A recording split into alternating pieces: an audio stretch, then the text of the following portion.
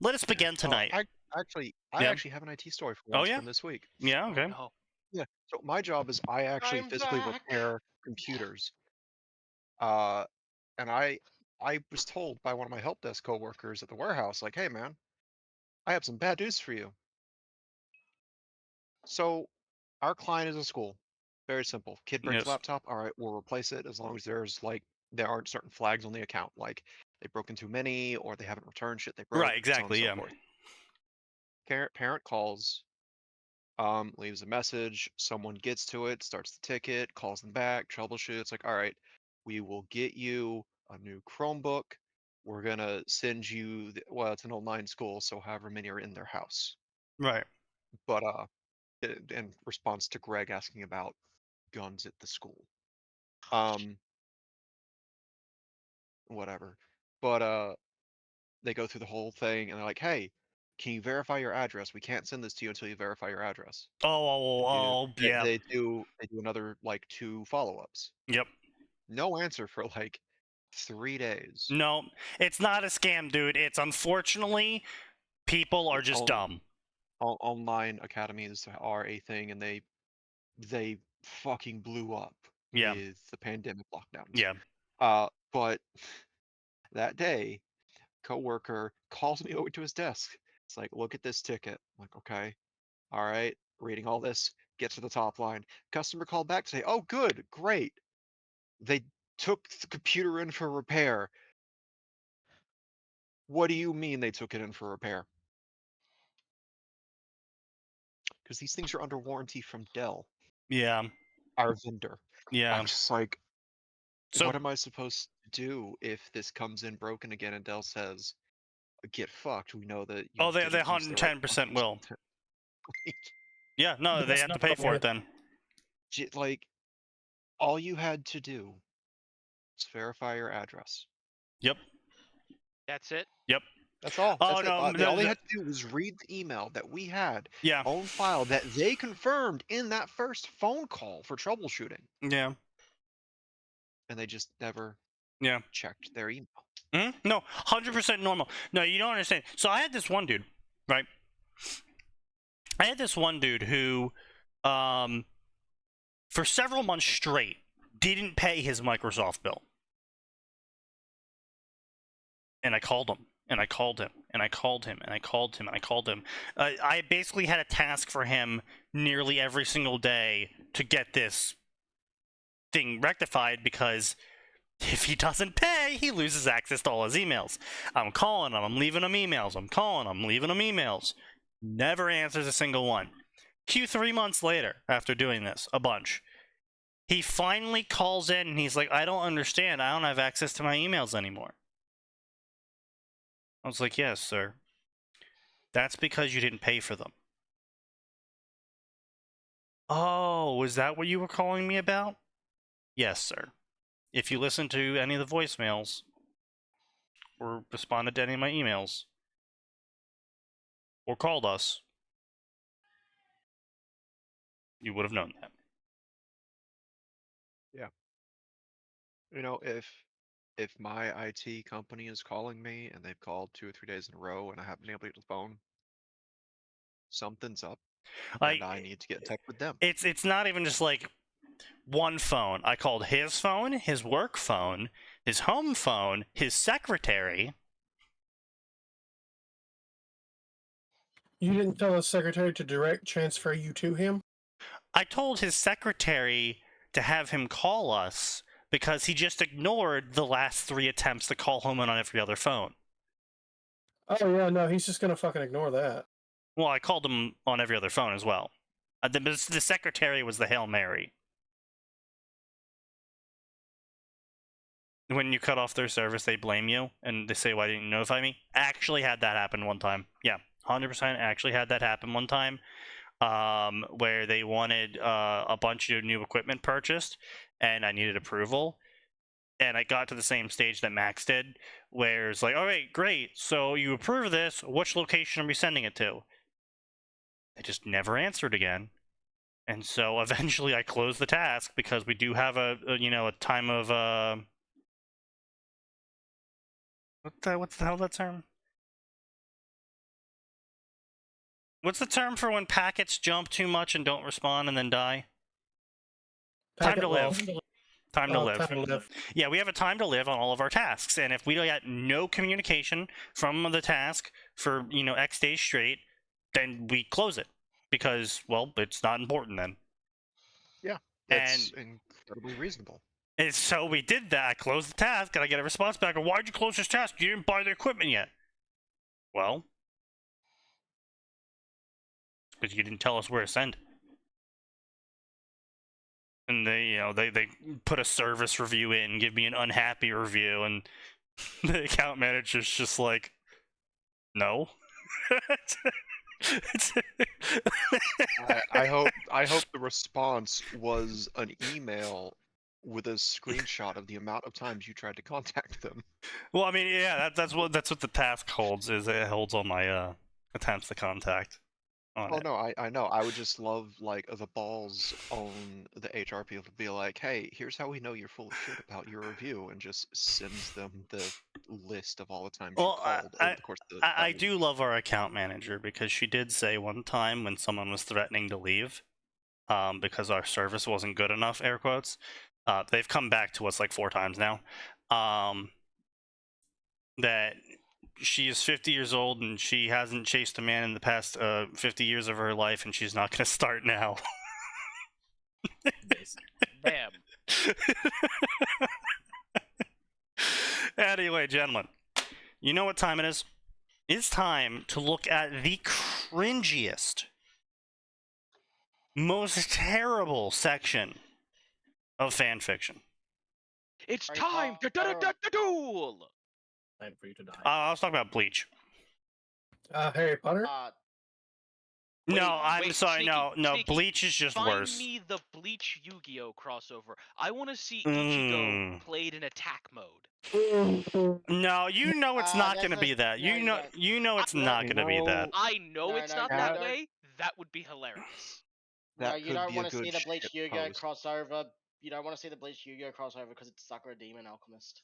No, It no, mostly is. I think I do want to see it because I want to see a Tim stroll up and start summoning the 3 gods and just wrecking everything because they Oh dare. wait, well, not play Atin him. asked for this, and here's what he gets. Max also Fire Emblem, asked excellent. for it. Hang on a minute. No, hold on. Don't you put words in my Rule- mouth. I said it'd be fun as a shit post. Don't Yeah. put words in my mouth saying I Yeah. Well, want this. so anyway, here's what you get. Anime girl giantesses. Orihime grows into a giantess. How Why will is 2 this here? big-breasted ladies meet to be revealed? Why is Literally this some here? fetish. Why is this here? Why do you Fetish- think is No. here?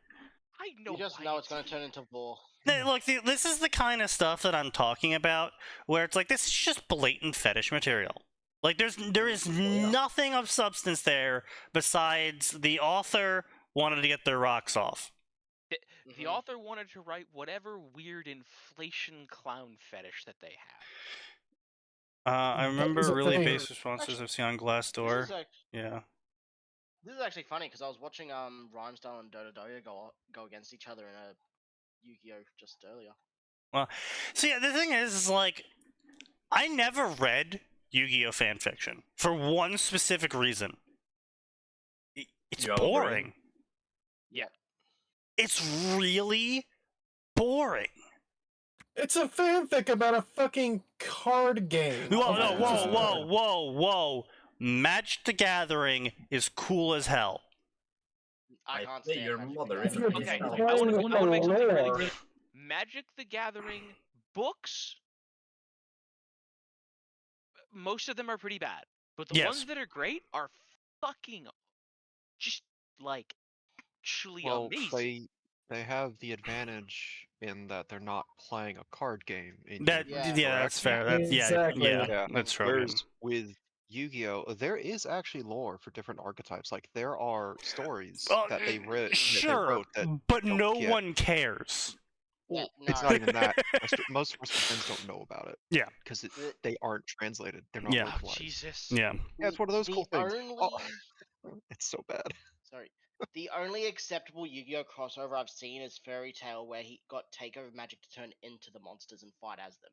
Wasn't See, there a that- full well, see, fucking that's season how you- with that with that's like how you do it. Alexander the Great or some shit? Like They have to be able to physically summon the Yeah. monster or something. Otherwise, it's card I would games. say, In listen, this case, the it's only- Yu-Gi-Oh I works fine in manga form I because there's the visual format. I But- think the problem I have with Yu-Gi-Oh just being used as not a card game, because I mean obviously we all agree that it being a card game in a book is boring as hell. But the Yes. problem of using Yu-Gi-Oh outside of the card game is that the monster stats are all extremely arbitrary, and it's like, oh, this is a 15-winged Karibo. It's got 6,000 attack power. It's like, why does it have 6,000 attack power? Well, because it's no, like a yeah, 15-step Well- fusion, so it has No, to no, have that I- much attack power. It's like, well, okay, but what It- makes it have that much attack power? Oh, it just Still does. Okay. Karibo. I Yeah. think it No, needs yeah, to be no. pointed out. Stats don't mean anything in the versions of Yu-Gi-Oh where the monsters are actually summoned. Right, but the It actually just problem comes down to is take kaiju fights. right, but the problem People- is people aren't smart enough to realize this. yes, Usually. that's that's literally Like- it. Yeah. For the Like, for the both fic I was ancient talking Egypt, about where they Stats Yeah, didn't for the matter fic I in was- ancient Yeah. Egypt. It was Yeah, just kaiju yeah. fight. Cool. Yeah. What Yeah. mattered was how strategic you were with your monster. Right, exactly. But that's the thing, though, is like, unfortunately, we live in a day and age where a majority of the people who participate in literacy are illiterate, magically, and aren't quite capable of grasping concepts of the how do I say this? They aren't capable of grasping the concept of expanded world, where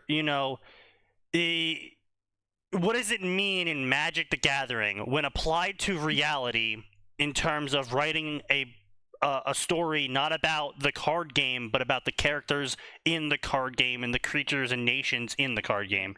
If you're writing a story like that, what does it mean to have one red mana?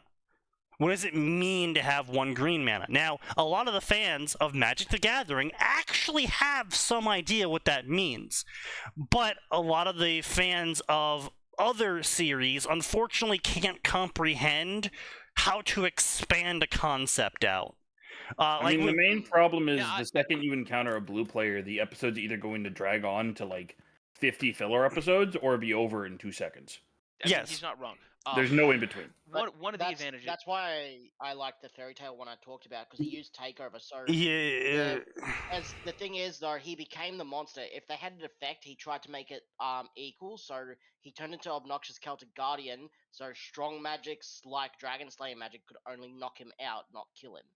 And it didn't What use did you attack just points call or anything him? like that. Obnoxious Anyway. Celtic Guardian. What I Anyway, was go gonna ahead. say Yeah. was, one of the benefits that you get from Magic is Magic the Gathering, the card game, is all about summoning creatures and Right. sometimes casting spells, whereas in Magic the Gathering, the books, it's I have 5 white mana. I will now obliterate your asshole. Blue players with 3 mana. I have 1. No, but There's really, like, nothing you can do to stop me. really, Yeah. right? Very, very rarely in the books are they summoning creatures. Yeah. No. Yeah. I'm gonna be honest. I have no idea what you're talking about, mana, because the only Magic the Gathering things I've seen is that they get a gacha where they get random cards. Yeah, and they're all garbage, and they all die really quickly. Yeah, and they can just summon them, and I was like, "What the fuck is Magic the Gathering?" And all I'm about? It's sorry, just- Simon, but I looked into your beta reader's story. It was fucking dog shit. It was just so bad. Between it being a quest and just being on, was it Fiction Live or whatever it was so bad. Mm. Really? Yeah, it was. Can't Fiction Live do you get money from that because people can donate to you and shit from it? I have no idea how the website works. I think Okay. so. Me either. Yeah, I don't know. Maybe. People want to lewd stuff a lot. Yeah, I know. People want to lewd Yeah. the characters a lot. It's just, I don't know. So as I was gonna say is that, Max, you remember all the way back in the day that Dark Souls familiar Zero Fic, where the character from Dark Souls wasn't from the Dark Souls lore universe, they were the video Oh. game character because they were doing Yeah. stuff like Oh, putting yeah. a platter on their back and it was just Yeah. floating there and doing dumb shit Yeah. like that. Yeah, I still I know remember that pick. I remember that guy's name too. It's like Forsaken or The- something. Okay, I don't but if remember. the I don't remember author's the title. doing it on I remember the main purpose- character's name. They named him Raziel. Yeah, but no, well, yes, Atin, they were doing it on purpose, but it wasn't a parody of that. It They were doing yeah. it seriously on it purpose. didn't gel. Mm. Their writing was pretty good, but that didn't gel too well with what was going on. Like, They couldn't bring it all together. yeah, like he equips the platter as a shield and it just like hovers in front of his hand because, you know, He doesn't hold a shield. lol, well no, because the platter doesn't have any Yeah. shield stuff on it. So you can't you can't actually use it as a shield, but he does because it just floats in front of his arm like a shield. And he's like, haha, I guess they didn't animate this right or something. And it's like, what? What? Yeah, the story was really, really stupid. That's... And you know they You only were so close, author. You were so... No, he wasn't. No, he wasn't. No, because you can take a concept like that, specifically in Familiar of Zero, human stupidity. What's the fourth one? and you could make it funny. Desire to loot. Yeah, that's fair. Yeah. The four constants, yeah. I don't know. I feel like in general making game parody stuff is low quality. Is that the best way to say I'm it? not arguing with the low quality thing. Yeah. Yeah. They If you can make- be if- funny. Yeah, if you make a game character or something Um, in the world that's not a game, you got to find some way to put it into real life and not just use game shit in the real world. Game character in the real world, but it's funny. That was a Harry Potter Game of the Year edition. Okay, I here's think. the It was problem. like that. That's just called No, see, a but gamer story. no. There's a massive difference there. The Harry Potter Game of the Year World Edition, whatever the hell it was called, I know what you're talking about, but that was actually doing not what Kaz said, where the character stays a game character, but it was trying to implement the reality of someone living in a world where that could happen. And it was just part of reality that happens. That these dungeons pop up and they have to fight monsters and like No, there were no dungeons in this one. It was just like he runs around bouncing like Mario every fucking where and doing little mini quests and things. Oh. okay, yeah, no, that's dumb. Yeah, well, it's like it's how do I put this? It's like know your meme. It's like you take know your meme of like, oh, the character back jumping is faster than them running forward, and then you make the entire story that isn't that hilarious? It's like no, it's No. not. It's not. There is But no they humor also to be think found in that- it. Yeah, I mean, it's like the little if you do like a little one shot of it, it's like all right, yeah, fine, whatever, you know, haha. But if you try to make a genuine story out of just like memes and tropes, it's not good. No. No. If that's all your story is like, oh, isn't it the meme where the guy goes, is this a butterfly? You make a story about that. It's like, what the fuck? What are you doing? Why would you do that out of like? What are you doing? That's like, it's not funny. Even if you're doing it like meta ironically or whatever how the Zoomers call it these days. Out of It's out of everything you could do, why would you do that? yeah, it's not funny. It's not interesting. It's a waste of time. Where does the character go? What does the character do with this? Nothing. It's just there to take up space and be weird. Interesting. After hearing that, I want to kill myself. Well, go ahead and do that. I The will main by all means. issue I have with systems and gamers is that the sheer amount of skills and stuff gets incredibly bloated to stupid degrees. Sooner or later, half the chapter will just be dedicated to their skills and stuff, and at most of the time, 90% of the skills won't be used. Yeah, that's pretty much on point, right, Sign? Yes. Surely. Yeah, no, that is an unfortunate fact of gamer stories, is that if you try and make it like some sort of video game thing, like, it's one thing if you're like, okay, this is going to be a gamer story, it's going to use Fallout as a base, and it's only going to have Fallout stuff in it. You know, there's not going to be a sprint skill, it's just going to be your dexterity level. You know, like, there's not going to be, you know, all these random skills. It's just going to be the skills available in Fallout. You know, big guns, little guns, explosives. That's it. I still think that's bad, because if you put dexterity on yourself, then you've got to take in fact the world around you. Like, just any numbers at all that isn't like skill growth to me is a mistake. Yeah, Well, I mean, no, that's but the here's other. thing. In Yeah. the difference is in something like Fallout. Mhm. Fallout, we have defined, measurable metrics. It's actually like in D&D, Yeah, right? In Fallout, yeah, but if you try to do that in a crossover like Worm, how are you gonna get What do you all mean? the fucking cape, like speed and stuff? But we're not talking yeah, no, that's another major death of a lot of gamer stories, is where they try to apply the gamer system to all of the other characters, which yeah, so historically just doesn't work. Yeah, so I have 15 decks. I'm half as fast as Alexandria, and I was like, but that doesn't make sense because Alexandria is way faster than that, especially Yes, since in the past. but here's the that's thing. Nothing. Yes. That person is stupid, because Yeah.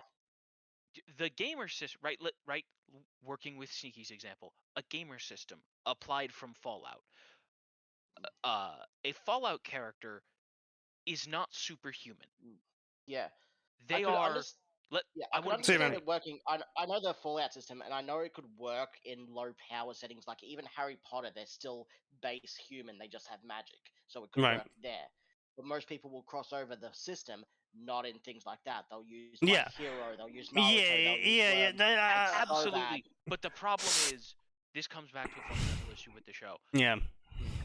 You can't fix stupid. Yeah. If the author, right, and here's the thing, a lot of the time those problems are self-fixing, in that the author will get halfway through the story and go, wow, I hate this. I don't know where to go, or I hate this. And then you know, they change their name, flee the country, start up writing under a different name. It's all to escape Start being getting yelled paid at for on the their internet. porn. Yeah. Right, sign.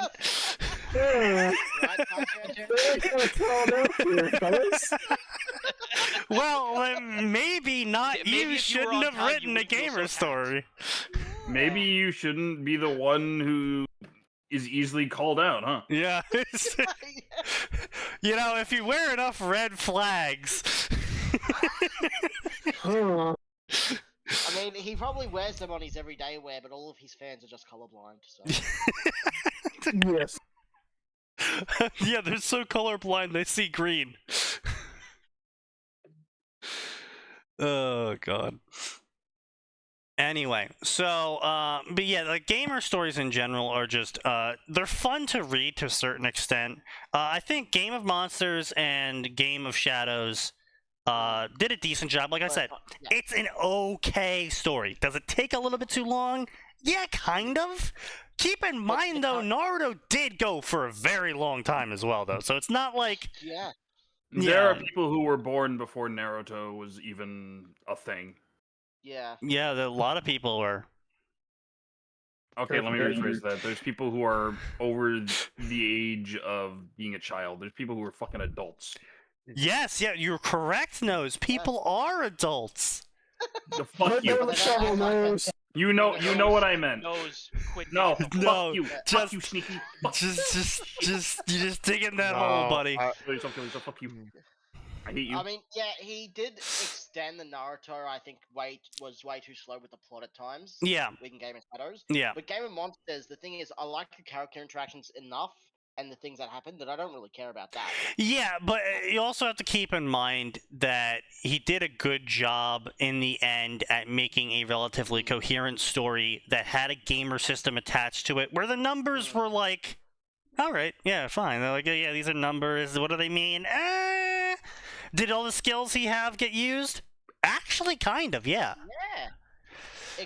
And if one fell off, he usually found a way to use it, like pretty like. And not only that, if one fell off, it usually wasn't because he got so many other skills that he just forgot to use it. It usually fell off because the threat he was facing no longer too could be strong solved by flicking a sharp rope at it. Or he found a better way to do it, like. Well, when yeah, got or he found a the better way to needle do in it. the board. Yeah, Sneaky, exactly. How dare you besmirch my rope build from Pathfinder? I loved that build, dude. The DM did not, but I loved it. Listen, there are 2 different rope builds that I have. Both of them are stupid. They shouldn't work. They do. Listen, you can never have enough rope. No, it was great because you also have the I tie them up build where you get like Yes. plus 18 to your But- use But rope skill. Here's the thing. The, Didn't the- you also the be- build that attacks people with rope that uses rope?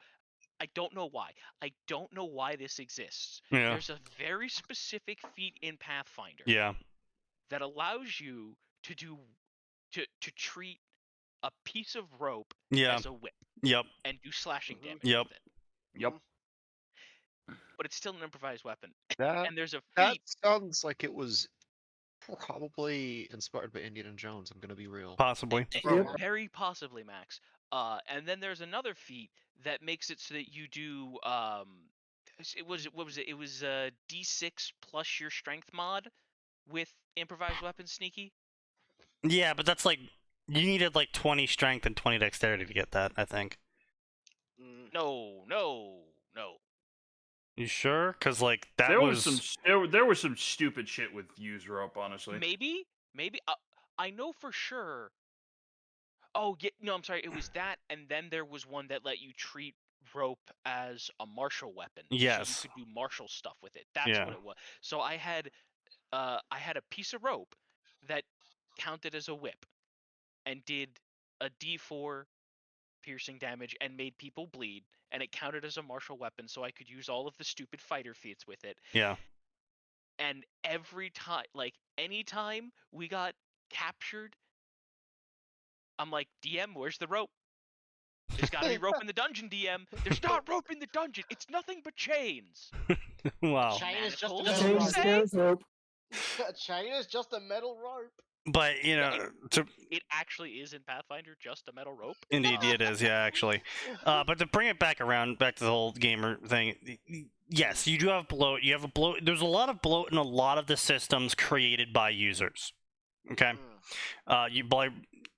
just like these people that read stories but aren't actually really authors, because when they see a system in a story, whether that's waifu catalog or gamer or Celestial Forge, they sit there and they try to mega optimize it. They don't write the story as in, random Joe gets slapped into this world. He got told that, if he does real good, he'll gain powers at random.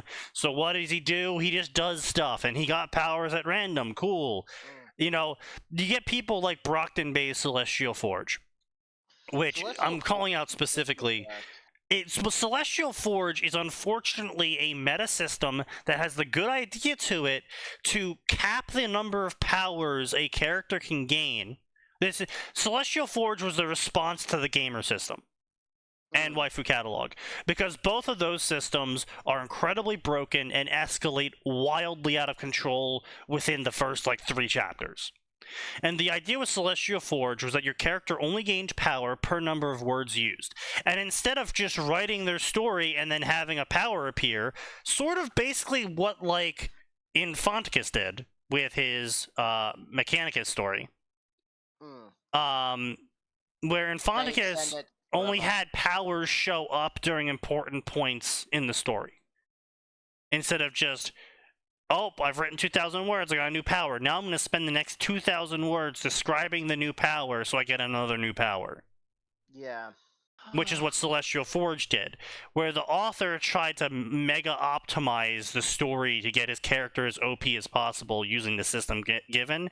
And it's that's not the spirit of the system. No, but Also, no one cares. It's not interesting. Yeah, it's also not. It's 1.8 million words long now, and it is the most uninteresting garbage. Because it's just the guy going, Excellent. I see. I have gained the ability to stare through walls. Here's what I shall do when I stare through walls. Like, bro, you're not a saw Legacy people- of Kain character. You don't have to fucking speak every single It's power actually you have. It's actually really bad though, because it's supposed to be this like Mechanicus-y kind of story where all of his power-ups are tech-based, but because all of his power-ups are tech-based, the power-ups he gains early on in the story get quickly outclassed by the power-ups he gains later on in the story, where he'll spend like a whole 15k, 30k words describing how he's going to synergize all these tech power-ups, and by the end of him talking about this, he's already gotten like 15 more tech power-ups that just completely make his past 30 k words completely irrelevant. Its pacing is as consistent as Taylor Varga, and that's Yeah. not a good thing. No, it's absolutely terrible, and it's sad, and it's unfortunately a large number of people just do not comprehend how to not do that. Hmm. I also think part of the problem is, right, you have 6 million isekai stories. Yes. And right, I'm gonna call out Slime here. Yeah, that's fair. Right? Slime and Spider. Lion Hunter? Mm-hmm. No, Slime. Oh, it's just Tensei Slime. I thought you were talking about the author. No, Tensei Oh, Slime no. and So What If I'm a Spider. Yeah. Yeah. Those are two of the biggest. Yes, there were lots of other gamer stories before those. Yes. I'm not questioning that. But those two are some of the most popular and some of the most egregious. Yes. With, here is 8 gajillion goddamn skills. The author, will remember like 3 of them. That's actually one of the reasons I fell off of. I can't think. Which one? Is it wrong to Slime? pick up girls in the dungeon? Yeah. Yeah, one of the reasons I fell off Danmachi was because it was starting to get absolutely stupid. Yeah. Well, see, Yeah, the it problem was- the problem with Danmachi at its core is the numbers they tried to include in the system. The numbers make no goddamn sense at all whatsoever, Yes. because the main issue, again, is they aren't consistent. You'll have one character who's level 6 with 200 strength, and it's like, okay, so what, they're weak? It's like, well, no, actually, they have 6 levels of hidden strength that don't show up on the chart. It's like, okay, so how strong are they? Well, they are. How Level strong? 6. Yeah, they just are. Level- It's an S pull. Yeah, and it's like, oh, Or one of my personal favorites is well, you see, this person only has 100 strength. Oh, so they're weak? Well, no, it's 100s. Yeah, and the rankings, how you go up in the rankings. Well, will and not only change. that, they did eventually canonize how it works, where it goes to 100 and then goes to the next letter. But it's like 100 is the bottom letter, and then 200 is the second lowest letter, and then 300 is the third lowest letter. So it doesn't like reset back to 0 and then be like rank B at 0, and then it's rank A at 0. It's just a stacking number, but it doesn't. That's what they canonize, but they canonize that like 6 volumes in when the Gacha mobile game came out. Yeah, but didn't they also make it so that levels aren't don't carry over? So you can have B rank. Yeah, no, strength that's with what I was saying money earlier. level 5, That's what I'm but saying it earlier. doesn't go over, but it doesn't go over to level 2. At level 2, you're just E or D because you get a bigger boost when you go up a level. No, They do carry over. It just reverts to E on paper, but you do have those stats. Yeah, that's on what the I was back saying. end. That's what I was But it's E to level saying. 2, but it's Right. or hidden. But that's what I'm literally just said, is where they could be level 6 and it has 100 strength, but actually they have they have 5 levels of question mark strength behind that. So they could have leveled to 999 on every strength in the previous levels, and on this level they only have 10 strength.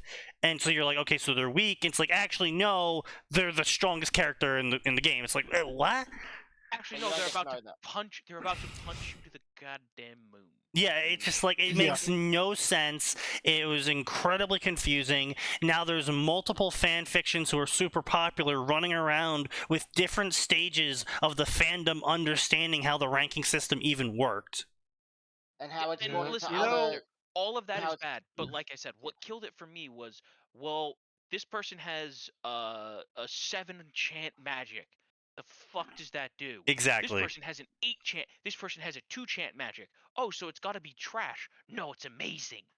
Yeah. Yeah. Oh, Exactly. and this person doesn't have Yeah. this person doesn't have a magic effect. They have a magic skill. Yeah. Mm. Yeah. Exactly. Yeah. And this person's Well, magic, and this person has a magic, and this person has skill magic. Mm. Go fuck yourself. Yeah. Well, at And least the um, the only time I like the 2 and 8 chant magic thing is when they're the same spell. This guy has an 8 chant magic. This guy liked that spell so much he practiced it till he got it down to 2. That's the only time I like that. Yeah. well, at least with Spider, the author kept all of that shit straight and actually did have the character use all that shit. And the only time he didn't Well- is when she got something that actually right. upgraded it. Well, see, But yeah, I that's what I was also about to say. like it was high Is magic, so. but I What if lied. I'm a spider? Did do the thing where they would get like 25 skills, and then it would be like skill assimilation activated, and it would turn the 25 skills that were related to each other in some fashion into one skill. Yeah, it's like, yeah, okay, fine. I still think it's really dumb because it's like, how often, like specifically that spider character's situation was one of a kind, effectively. Mm. Yes. So why is there an inbuilt system to fuse hundreds of skills that otherwise would have never ever shown up together? Oh, no, there wasn't. That was actively D looking over her shoulder going, you know what? She complained about it. Fuck it. I'll just go ahead and roll them all into one. Right, but we only find that out in what, volume 8? Yeah. Volume Also, 4, don't forget, 5. it did start happening to other people. D's like, well, I can't just give it to you. Mm. Did it start happening to other people? I don't think it certain there did. were people with composite skills. If there were, it was only the reincarnations, and she only did it because she's doing them a favor. Yeah. Because she was literally their classmate, and the reason they died. Listen, the only buff one of her classmates got was bigger boobs because they both had small ones. I mean, Yeah, that was hilarious. hey, that's pretty funny. But Yeah. don't forget, And there was he- also a classmate who, she decided it would be funny to make them a woman and make them fall for their best friend. Yes. No. Okay, yes, she did Rule 63, but the guy was kind of closeted gay, so she actually did him a favor. Interesting, in this case. Japan. Interesting. Listen, Yeah, Japan. Japan. I can't be sure if that. Listen, Yeah. I'm not crazy enough on the left to know whether or not that's better or worse, but I know that it's still bad. How many It's buttons? still Wait, bad. no. When he was still a man, how many buttons of his shirt was left open? That's how you can tell. Huh? One. No, we're not getting into this. No. You know what? I don't care. This is like, it's like that stupid shit when your friends were like, "Hey, do me a favor, check to see if your fingernails are dirty." Oh, you looked at it in a specific way? You're gay. Yeah. It's just, eh. What the fuck are you talking about? No, If you hold your no, hand that down, was look yeah. at it, it's It was a feminine. If you thing. look at it Yeah, from it was the a thing. top, All right, I'm glad other people had to deal with that stupid bullshit. And it's like, oh yeah. I went to look down at my hands because you're like, "Hey, look at your hands and check them for dirt." So of course, I'm also gonna make sure I'm holding them in a way that the person saying there's dirt could like point out fucking dirt to me. Yeah, it's whatever. Yeah. Anyway, so you know what other dumb stories are in this section? You ready for this? Um, Dumb? Is that? Bleach Dual Spirits Awaken. Oh, Jesus. Oh, Aizen was about to win, but Urahara that was bad. had a failsafe that worked out too well. Now Yuna Kira must help Ichigo be a dual spirit and help his world adjust to being dual monsters and have strange powers with dueling skills. Oh my god. Yeah. You know Well, what? At least there you the go, third latest updated fic was in 2021, which shows how dead this. Yeah, well, yeah, obviously, bro, you're talking about Bleach and Yu-Gi-Oh, two of the most dead fandoms. Listen, I was like, I- hey, maybe you know what? Maybe Bleach will have some life breathed back into it with 1,000-year shit. It really didn't. It's all gay. It's all gay. It had us. Well, it brought the old fans back, but that's about it. Barely. I see. Like, It's- look at some of these news stories here.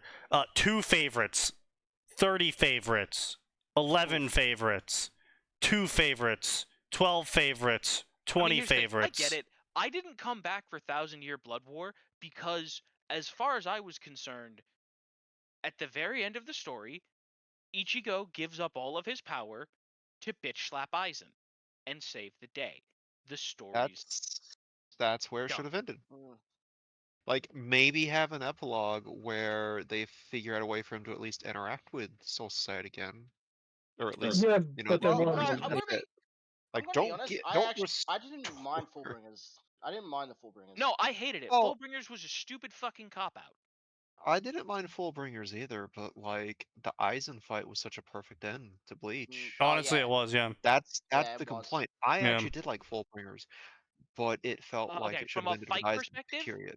Fullbringer was cool, right? There were some Oh, cool fights in Fullbringer, No, and no, I was hands fine with down, the characters and fights as well. No hands down, complaints. the what was it?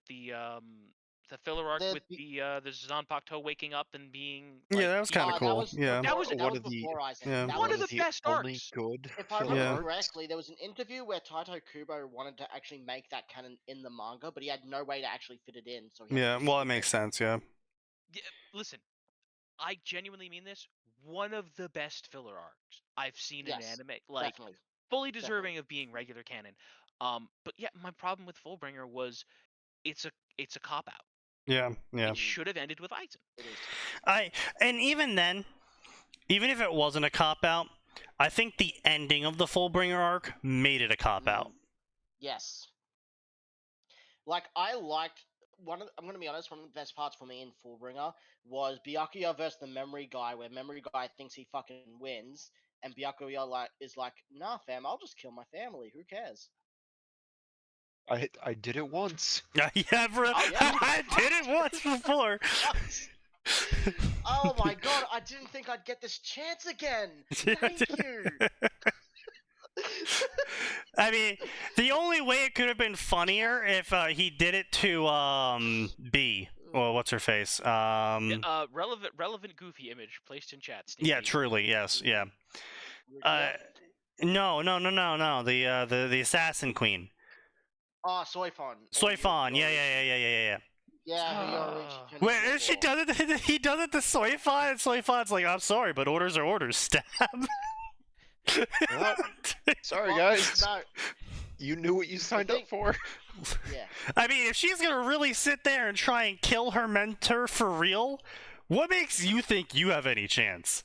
Well, Yeah. no, the thing is, the mentor she thought abandoned her. After that, she would have been willing to leave with Yoruichi. So I actually don't think she would go through with it if he didn't put in his memories that he abandoned her. That's 'Cause that's the fair. only reason he went after she went after Yoruichi is because she thought she abandoned her and left without her. She would have followed Yoruichi 150 years ago if she just went to her. I mean, yes, but we're also talking about post-abandonment Soifon being Yeah. affected by all that. So Yeah. Post abandonment Soifon remembering that she's horny and a sex the memory guy would Yeah. have to delete Yoruichi from Soifon's memory to make her And replace not himself stab with her. him, Yeah. but he wouldn't know to do that. No. I heard horny Soifon. What? No, we're not getting talking about started the on Bleach that. Canon. We're talking about. We're Bleach not getting canon started after on that. 1,000 Year Blood War. What? Oh no! What did you find now? This is a Oh, yeah, pure all the Bleach guys. story. It's called Captain Uchiha by Captain Uchiha. Oh. This is a story of former Bleach fan who finds himself in body of Soul Reaper 50 years before canon, armed with all of the knowledge of canon. It's a Bro, 50 self-insert years before OC. canon is not enough time to do fuck? Yeah, see, yeah, this is the thing, right? If you're in the body of a soul eater, I hate to break this to you, you got, like, 300 years before you're worth anything. I thought it was for the prodigies, it's like 100 years. For those with high talent, it's 150 or something like Rukia, who's 160 years old. And then for an average, it's 300 or so. Or if you've got emotions, then it's like 10 years, Well, they maybe didn't. less. They didn't tell no. them. Well, no, if you're human, that's the key Yeah, part. if you're human. The thing is, though, Soul Reapers live for so long that they think there's no rush or hurry to actually get strong. Yeah, that's the thing. So basically, what I'm saying here is that it doesn't say that he's a particularly talented character in this No. summary here. It just says he's in the body of a Soul Reaper, which means he's going to be useless for the next 250 years post-canon. Yeah. Yup. And he can't use his Zenpakuto because it'll try to kill him because he's not in a new body, he took over someone's. Yeah. Possibly? I mean, maybe? No, pretty much. Unless the Zanpakuto hated that person's guts. Right, but my point here is that you transported into the body of a Soul Reaper doesn't mean he's kicking someone else out, because do keep in mind that the body of a Soul Reaper... That's true, he could just be living there rent-free. Well, no. The body of a soul... It's a lot like Kurama and the other tailed beasts. There is no body. They are souls. There's nothing to kick out. Yeah, I'm gonna kick this soul out of a Soul Reaper. It's like, there isn't a soul to kick out. That is their body. Yeah. Yeah. Also, That's a good point. Also, It goes- even if there doesn't- was a soul in the body to kick out, if you tried to summon the Zanpakuto, those are soul weapons that would be based on your soul, not the previous occupants. Well, not only that as well, unless it was an already existing person, and he somehow manages to kick the soul out of the soul to occupy the soul. The Zanpakuto wouldn't be existing. Like, if it just... Actually, there's another option here that I'm sure the author didn't consider. What's that? They become the new Zanpakuto. That would be funny. Yeah. You know what? No, That'd be that would hilarious. actually be pretty funny. Yeah. Isn't the little pinkette girl that rides around on what Not the true, big yes, fucking yes. shoulder? I Russian. yeah, I think she hated being is. ignored so much that she created her own little body and fake Zanpakuto and ability and followed him around because she liked Kenpachi so much. That Yeah, you is could do something like that. adorable and pathetic. Yeah. Yes. Yeah, I wasn't a super big fan of that reveal, because I do remember a previous reveal of the history of Kenpachi where it showed her there with him, like, before he, like, even got in. Yeah. No, yeah, because apparently the chipped sword he's always had because he took it off a Soul Reaper. Right, but that's my point, though, is she wouldn't be able to like, the whole implication was because, again, he did manage to awaken that sword and use its Bankai in the 1,000-Year Blood War, which was the Hishikai, whatever. Point being, though, is he was able to awaken the sword and use its power-up ability, which means it was his sword the whole time, which makes no fucking sense, because it shows her being there since the start, which wouldn't be possible unless he already had the sword, which she was there before the sword. Because he was beating a bunch of people up with his fists, and then he took the sword off of one of the people he beat up. Well, actually, in Bleach canon, if it was just a recent graduate from the academy and it hadn't imprinted on the Soul Reaper yet, the sword he would have had would have been emptied and right, but that was my point, though, with this character, is that unless there was someone of sufficient strength, there wouldn't have been a Zanpakuto there in the first place. It would just be an Asuchi or whatever it was called.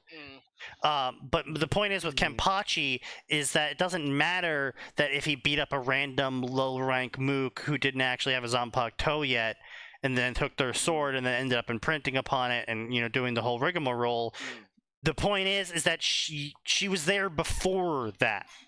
Yeah. Wait, was Maybe she? he I was thought just- found I thought That's the what we've been flashback saying Toby this had whole his time. sword. Okay, Yeah, if that's you literally go what I've been back saying. and you watch stuff. It's from like what, the first arc when he's invading the Soul Society, Uh, right? I thought he had the sword even then No, though. no. That's what we're saying.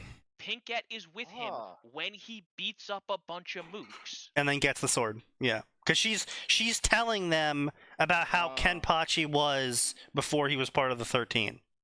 Yeah. I still think the best fight in that area was the fucking blind fight that he had. That means Against that was Tosin. a really early retcon for Kenpachi Yeah. then, because Yo, like, in it his was fight with massively early retcon. Yeah. Yeah. because in his fight with Ichigo, he's like, "Yo, I see that you also cannot turn your Shikai off. Zanpakuto off. Yeah. Welcome to the club, bro."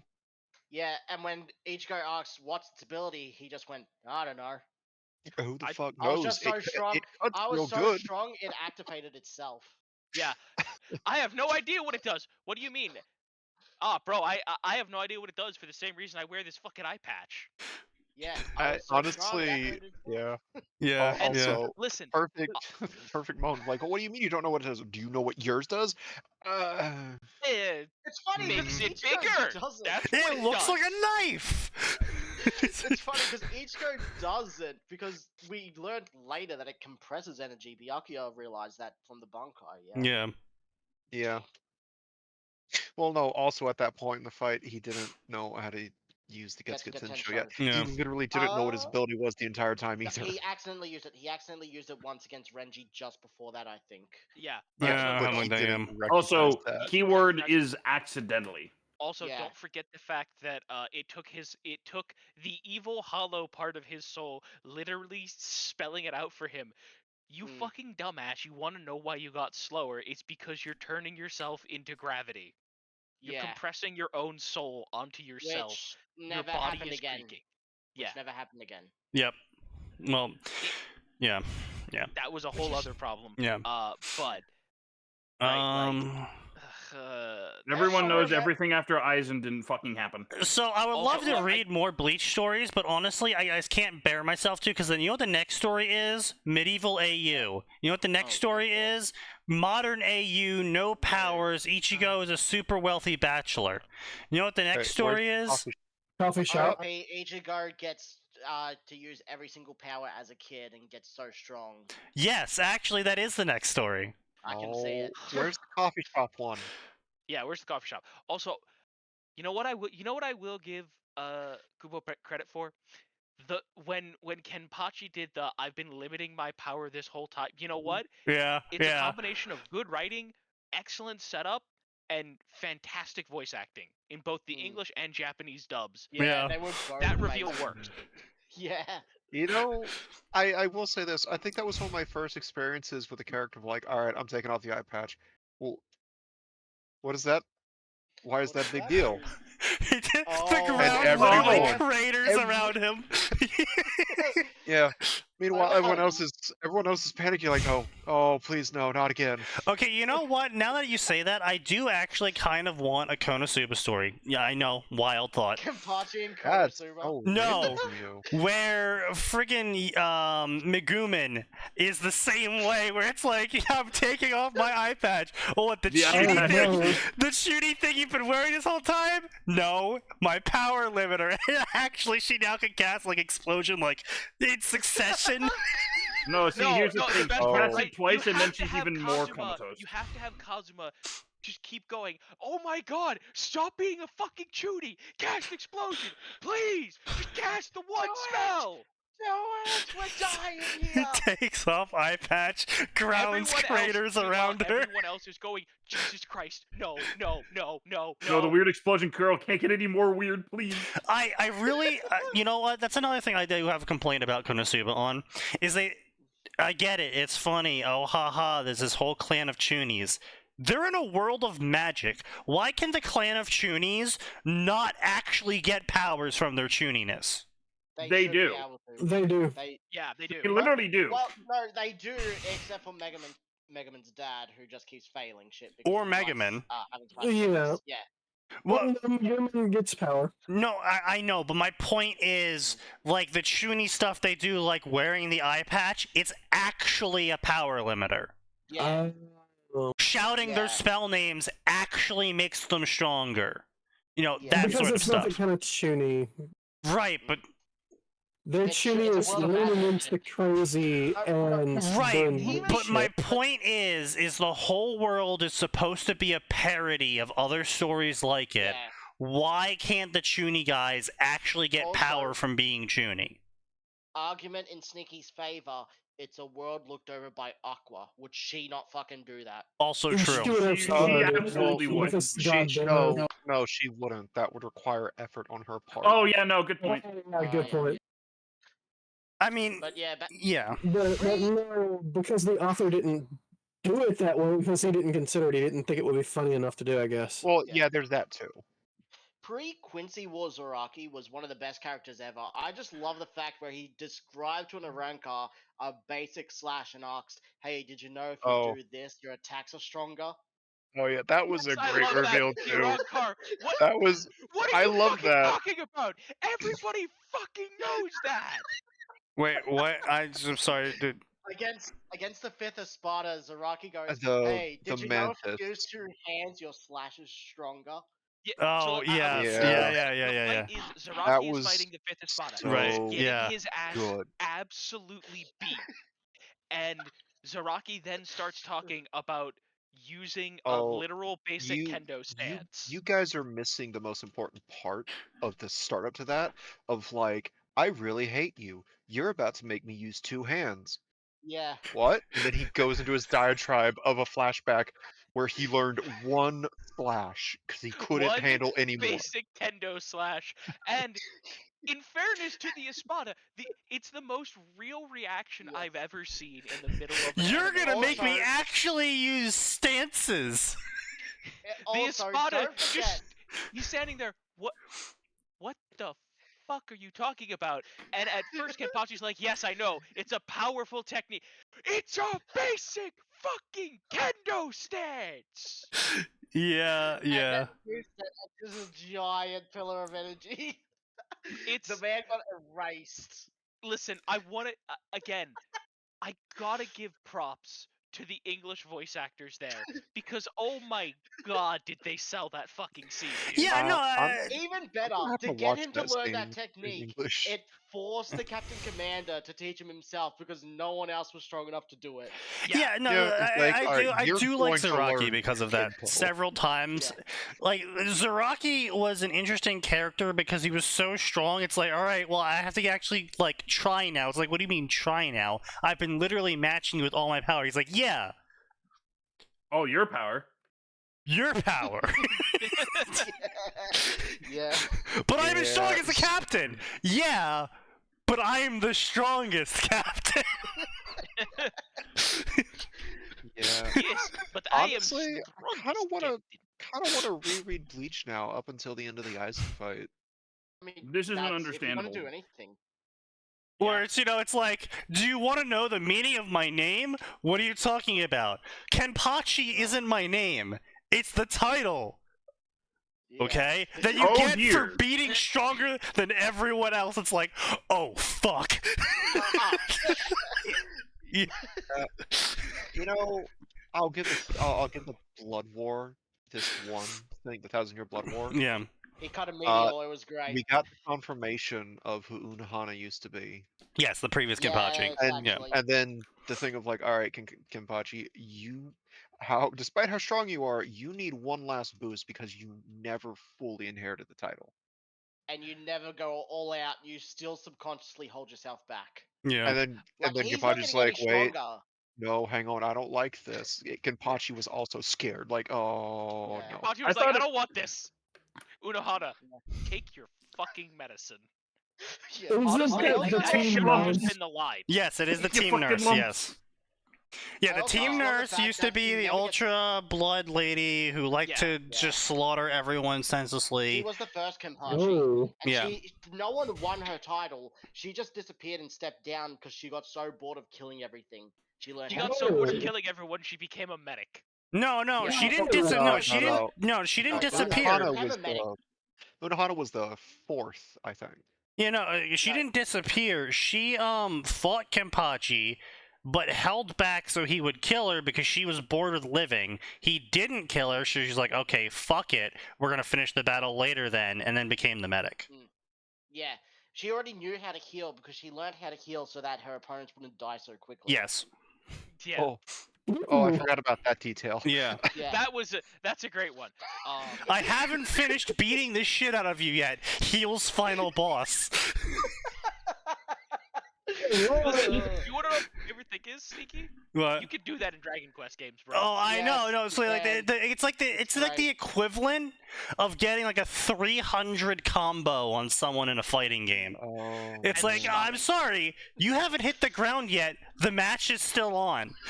It is the most disrespectful use of "I didn't hear no bell" you could possibly do. I didn't hear a bell. I'm gonna perfect you so hard. All 3 matches are gonna go. It's amazing. Listen, as far as again, people going, I'm sorry, your title is what? It's like I think 2 of my favorites, Mandalore the Ultimate and Mandalore the Preserver. What are you preserving? My entire fucking culture. Die. Yeah. Yeah. Wow. Thy punishment is death. Oh no, Max, I want to be very clear. Mandalore the Preserver was possibly the most violent and genocidal of all the Mandalores, Yes. Holy shit. and that is a fucking accomplishment. That is an accomplishment. Yeah. What era was he in? That was Canderous Ordo. He Yes. was in Yeah. Revan's Yes, era. that Yeah. was Revan, yeah. Oh. Fuck. Yeah. I was Oh. gonna say, I He thought was it was the Revan. Max. He was the Mandalore who worked with Revan. He was the guy that when Revan decided he wanted to keep the Mandalorians around, he looked at this guy and said, "You'll do." And Yeah. I want to be very clear. He did not fight Canderous. He did not let Canderous fight him for the Mask of Mandalore. He told him where he hid it. Hmm. I Well, no, I see. should be more clear. He told him what planet he hid it on, and then said, "If you can find it, consider it yours." And Max, he hid it on Superhoth. On Yeah. top of, Yeah. I am not shitting you. Revan raised. How many pillars was it, Sneaky? Oh. Revan raised a bunch of pillars of ice out of this fucking planet with the Force. They couldn't be detected by sensors because the whole planet was fucking ice. So you had to scale. You had to pick a random fucking ice pillar, And hope you scale got it it by right. hand, and see if the mask was up there. Yeah. Yeah. Bro. Revan was Bro. an asshole. To Oh, be hold fair, on. Revan Right. also did shit like blow up planets and create rents in He the did. Force. Mm. I mean, to Okay, be the fair, way you that's said just that, it sounded normal- like rents instead of rend. And I was It's like, the he same makes thing. he makes the Force pay rent. Yeah, he makes Be the in his Force. body? Well, no. You know what? To I be fair, understand. It's Revan. to That be makes fair, sense. From what I To be know of fair, Revan, that's why I that was is like, accurate. not that far could off. probably happen. Revan is the most extra motherfucker in all of Star Wars, and I never stop. Listen, every time we get an author who understands it, I'm just like, yes, yes. Revan caused a schism to go fight a war, came back from the war, said, alright, fuck that shit, I'm out, you can't censor me, I quit. And then started his own branch of Jedi Sith, and then got betrayed by his Jedi Sith, and mind-wiped by the Jedi Council, except not actually, and he just remembered everything, proceeded to kick the shit out of both sides, again. And then went off to fight the equivalent of Darkseid Satan, Yeah. which is what he had Yes. been trying to do the entire time. And he literally left going, I can't believe you fucking idiots made me waste 5 goddamn years. Hey, okay, or there's a reason why both Atin and I absolutely love Revan's Rotten Holiday, Yes. because while it is a shitpost, it's also fairly accurate. I was gonna say, the thing is, it absolutely veers over into shitpost. Yeah. But it stays just close enough to, as far as we can tell, what actually happened with canon Revan. Also, by the way, Sneaky, Yeah. don't forget, Yeah. it's canon that he absolutely put 2 children in Bastila. Yes, We got that in the Revan. that's true. Yes. Yes. It's also canon that the reason why HK-47 calls everyone meatbags is because Revan thought it was Because he fucking did. funny. Yep. Yep. No. Because it's so much pettier than that, Sneaky. Don't One forget. time he One called time, Malik it. HK called Malik a meatbag, and it made Malik salty. So Revan said, "You Fuck call it, everyone programming. meatbag." Hey, Especially Malik. not just an order, right? It wasn't just an order. HK-47's programming. entire code is based on the core of him calling everyone a meatbag, so you literally can't change it because that would stop him from functioning as an assassin droid. Yeah. We removed HK-47's ability to call everyone meatbags. Well, that's one bug down. Wait, why isn't he moving? Yeah. That created 99 more bugs. Literally, kernel function, call everyone a meatbag. Call everyone great. except Master meatbag, who you call Master. No, even Revan, I think, got called meatbag. No. But he was just the best meatbag. No, Revan was the only one who was never called. Oh. But there was also a threshold that he set in that would allow HK-47 to call him a meatbag. Because he's fucking Revan. Yeah. Like, that's the thing. To be fair, Revan is was the just the most best of that extra time. motherfucker. Yeah. Revan was the best of that time because you had a whole bunch of people like the Planet Eater, the Unkillable Dude. You had it like that time was full of powerhouses, and Revan was just a level above them. Yes. Quite literally. Yeah. Yes. Right. Don't forget, there were such wonderful people as Man Too Angry to Die. That is not That- a joke. That is Yes. canon. Yeah. So angry, and then there was Darth Nihilus, who, when he goes for a snack, eats a planet. Yeah. There is No, a no, reason why no. there is still does not eat- discourse no. if, like, He does not Star eat the Wars could planet. handle 40k. He does not He eat the eats all the planet. Force and He light eats Force on it. everyone on the planet. Star Wars has an interesting tech level where actually the longer they advance, the less tech they have. Mm. So, yeah.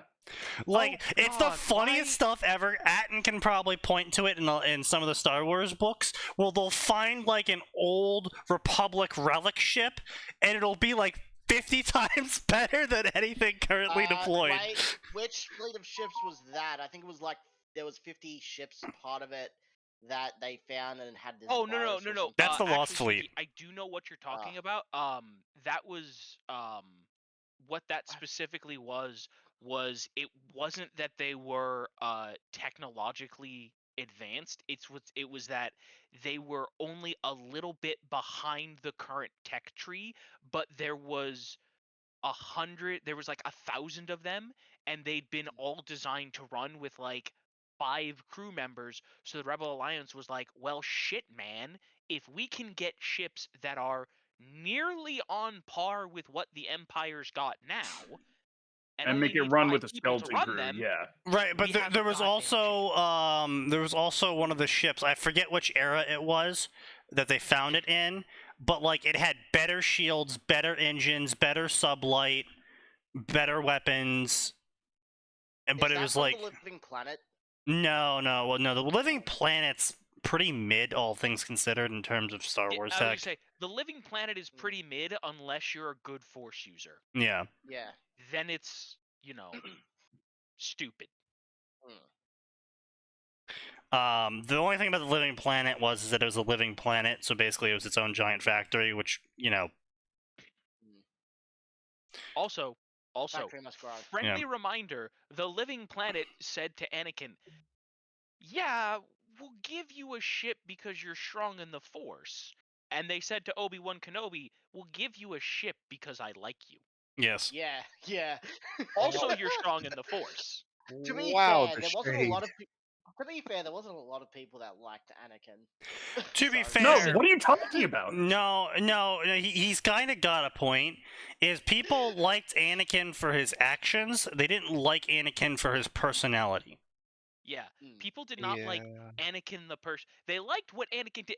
Anakin, you saved a bunch of slaves. That's cool. Could you stop being an asshole for 5 minutes? No? No. Okay.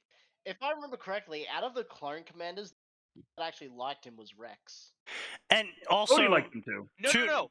And Rex didn't like him. yeah, Oh. it's the opposite. Rex likes Ahsoka. He Oh tolerated yeah, Anakin. yeah. It's also, to be fair, I will give credit where it's due in terms of meta story analysis of the first 3 episodes of Star Wars. That needs more alcohol. They did a good job of justifying his attitude and why his betrayal makes sense and everything, is because in the end he never stopped being a slave. The master just changed. Yes. And he viewed the entire world through this whole master-slave viewpoint, and Obi-Wan's attempt at being an equal to him went against... Didn't really work.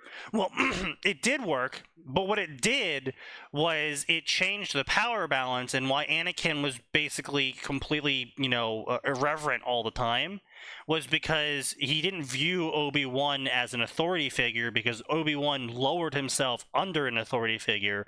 So even though Obi-Wan was a fellow slave, not a master. yeah, effectively. And the problem there was that Obi-Wan was supposed to be an authority figure, and he basically pulled the whole I'm your friend, not your parent thing. But he was... And here's the problem. Yeah. For a ton, for 99% of Padawans, that is the correct approach. Yeah. That Anakin needed a parent. No, it's not that he needed a parent. He needed an authority figure to learn from. Well, yeah. I don't know. I feel like he definitely needed a parent at some line.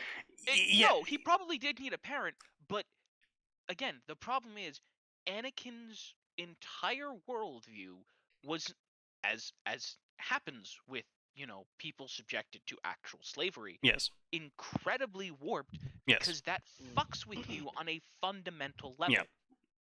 I can't believe that the Empire was just. I feel like the Empire would have done much better if they just had a better PR crew. I mean, they did pretty no, good. Nose, did you forget that the reason the Empire lasted as long as it did was because of the good because of PR Thrawn. firm? Yeah, Mm. and Also because true, I know Thrawn and others like it. Like the Emperor was a horrible leader, and Let's what be clear. he let The Emperor happen was a horrible. terrible leader, and it's really funny. If the Emperor had just been even mildly competent, he would never have had the problems he did. Yep. Yeah. If Like, he he had couldn't get- been half the Sith that Bane or Zana was, there would never have been a rebellion. Yep. Mhm. How if it wasn't for the fact that he has to have the power over everything thanks to his mindset, then he could have easily properly delegated shit. Also, I mean, it's really hard to be like, well, why couldn't he have been more competent? He was a parody of Hitler. Yes. He was meant to make fun of Hitler and how the reason why Germany did so bad in World War II was because Hitler wanted to have the final say on everything. And so, during times of, during D-Day, when Hitler was sleeping, they literally couldn't move out the Panzer Corps. Yeah, they couldn't move out the Panzer Corps, they couldn't move out the Air Corps, they couldn't redirect soldiers, even though, certain beaches were failing and other beaches weren't being attacked at all. They couldn't redirect the soldiers heading to the beaches that weren't being attacked because Hitler needed to do the final approval. And you also had the rest of Hitler's cabinet also having similar mindsets of the only person being able to override them was also Hitler. So they would give out orders was it the reason why they didn't have a navy with planes was because the Air Corps didn't want to give up any pilots. Yeah. And the only person that could overrule the Air Corps... Germany didn't have a fucking navy worth a damn anyway. They didn't, but they could have had... The thing is, though, is the Navy doesn't just do pilots on the sea. They also do Coast Guard effective missions of naval flight. I actually have a reason why they didn't even have that good of a navy later, because literally Hitler fucking was just the one thing he did, which was the Bismarck, was so expensive. He was just it was cripplingly expensive. This. Yeah, it's he just didn't want to do anything with the navy. Yeah. Which now, to be fair, And to be fair to after Hitler. after you lose the Bismarck, that's kind of a fucking Well, heavy blow. it's not even just losing the Bismarck. It's yes, technically they had the technical capabilities to build a navy, but the problem is the other guy already had a built navy, already had Yeah. hundreds of years of experience. So even if you could build it, it would cost a lot. Everyone was a newbie. It wasn't effective. No. Yeah. They didn't have And the there was also- factories, they didn't have the oil, they didn't have the experience, they didn't have the time. Yeah, there's like the whole tank thing is why everyone says like, Yeah. oh yeah, Rommel would have been a better like leader than Hitler, but it's like the Germans were kind of fucked on all fronts. I'm Yeah, gonna be real with you. There was a lot of reasons about everything in World War II that there just was problems. But anyway, point being, Yeah. Palpatine is a XB parody of Hitler. The reason why he couldn't be competent is, well, because he's a parody of Hitler. And the whole thing was because, they have to have something genuinely evil to fight against, because if you have a dictator but he's really competent, that dictator tends to live for quite a period of time, because shockingly, when you're actually competent and you fill your ranks with competent people, they don't look to backstab you because they're competent. Also, when you like, I'm gonna be very careful how I say this, right? Yes. The most effective form of government that mankind has ever had is really simple. A single central competent authority. Yes. There is no more efficient way for human beings to govern than a single person with supreme executive power who's competent. Yes. Unfortunately, it's a dice roll when it comes to everything, and if that one guy rolls a 1 on a decision, well, you're fucked. Yeah. Which is why we have Not all of only- these checks and not balances. only not only does it happen if the guy rolls a 1, but every single time you switch leaders, Yeah. you're rolling the dice, and because of the way that human nature works, the longer you go with an intelligent, competent individual in the driver's seat, The more incompetent the everyone more behind. fucked you're going to Yeah. be when the dumbass gets in there. Yeah. Which is why everyone's happy we had the Bush administration, because it taught us what not to do. And then we learned nothing from it. Yep. Yes. And No, viewers, you might be as wondering. I will suck, mute you. Still haven't learned anything. Okay. So anyway, what else we got here? We got The Predator Among Us. I think we already read that one. It was cringe. Justice Soul. What the hell is that picture? Oh no. What? can't see 'cause it's that. Okay. What in the fuck? Is that? Wait, what the? Justice Soul is that? Is that We have what is, Blondie Ichigo, just arbitrarily. and I don't know who the fuck that is on the The right. OC Isekai. Is Of it? course. I'm gonna be honest. I thought from the blurry small distance that was fucking. Wait a minute. Sora, Tora. Katsugo Rocky. Okay, for a second I was terrified Wait, this I was some don't- kind No, of it's fucking NOC. My Hero crossover. No, yeah. It's an OC. Female author. You know what? I think that Female author moment. it's technically better than what Is my it? brain jumped to.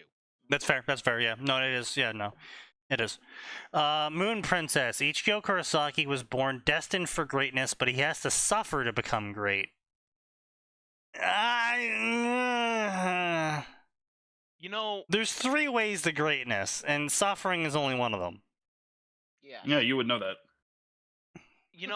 I was about to laugh at the Ichigo Sailor Moon crossover, where Ichigo, instead of running into Rukia on night 1, runs into that fucking cat who really needs someone to kill something. And for his him. power Argus or is, Luna? quote, of the moon.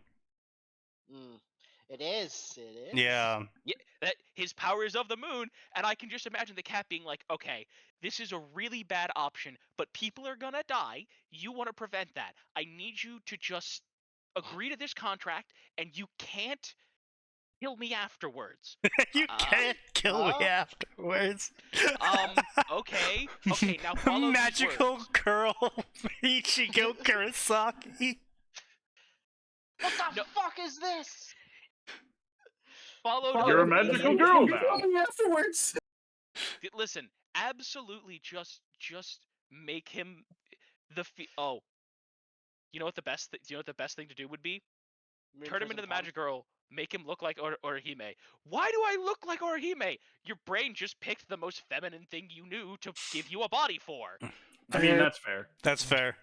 That's very I fair. think it looked more like a fusion of Orihime and his mother, but yeah. You know what would be kind of funny? Oh God, the power of Sigmund Freud grows stronger. You know what would be kind of Wait, funny? Wait, make it super awkward. Make it so that he saves his family and his dad falls in love. Oh. Eh, Oh. Listen, it eh. says Look, the we Moon don't need Prism to make power- Sigmund Freud any stronger, okay? Listen, no, what- Ichigo, says the you moon- are your own mother. No. Listen, instead of Moon Prism Tiara, he just uses Prism Punch. There's no power in it, but he still punches them to death. Yes. Well, see, that's the Oh. funny thing is that actually the prism is just Moon Prism Power, the TR thing. That was all completely canonically a visual aid for her. Yeah, training wheels. Yeah. Yeah. But I'm just kind of laughing at the mental image now of eventually a Shinigami does come along and like does the whole like you're hiding in a Shikai, reveal yourself, and like pushes his soul out of his body, and it's his Oh, magical no. girl form, and he's like, "Are you fucking kidding?" Kidding me? Looks down. You really wanted to die young, didn't you? Very, very confused Soul Reaper. Ruki is just no, like you know loving what? it because she was like, okay, "Oh listen, my god, you're so here's cute." how you make this shit post of a story work. Oh god. The cat is a claim jumper. Huh? The Soul Society had a previous claim. The cat shows up, gets Ichigo to help him first. Rukia shows up. What is this fucking bullshit? Oh yeah. Ah, Aizen over here being like, my 150-year scheme was ruined by a By a talking cat. listen, No, that see, is just he'd cat actually have thing. planned for this. That's No. just cat thing. No. The Sneaky. The line should be, my 150-year master plan was ruined because he met the wrong talking cat.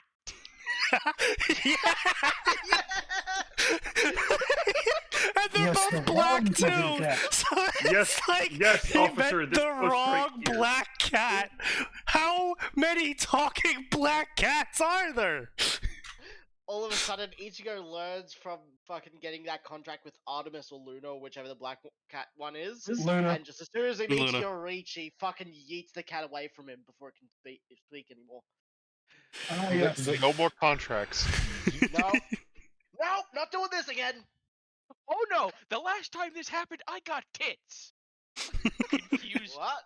Confused scream. Oh god! Can you imagine how much more insufferable Yoruichi would be to Ichigo in the Soul Society now? Oh, 100% more insufferable. Yeah, Yeah. absolutely. Yeah. Want to make that contract now? No. Shut up, Yoriichi. Okay, but now here's my question. What does that do, right? Since I'm gonna go pay Sign to write this abomination. Oh yeah. Oh no, I don't like Bleach. Sign, Bro said Sign absolutely doesn't want fucking any not. part I'm of it. sorry, Sign. What was that? I don't like Bleach. I'm sorry. Yeah, that's fair. Damn. No matter how hot some of the women are. I know, right? Dude, what, like, what the fuck is it? Like, I'm sorry. what is this? Absolute garbage, right? Womanizer Unaha. Yeah, I saw that. Fuda Yuri incest harem. Ah, shit. Mhm. I'm gonna go Can claw my we- fucking eyes out. Can we Why? go to the Can we go to the Star Wars section instead after talking about? Look, Revan? I did wanna not see if come we to can the find a stream good to have fix to on hear about way. the coffin of the weird twins thing. The coffin of the weird twins Andy thing. and Okay. Lele? What? Okay, what I Star don't- Wars section though? Games, movies, I don't fucking or know what the name is. I Yeah. care. Well, he fuck, wants to know about Revan, so we gotta hit the game section. I think. Yeah. go to yeah, games. game section would be it. Yeah. All right. So let's Which is, find again, it's S. a goddamn shame.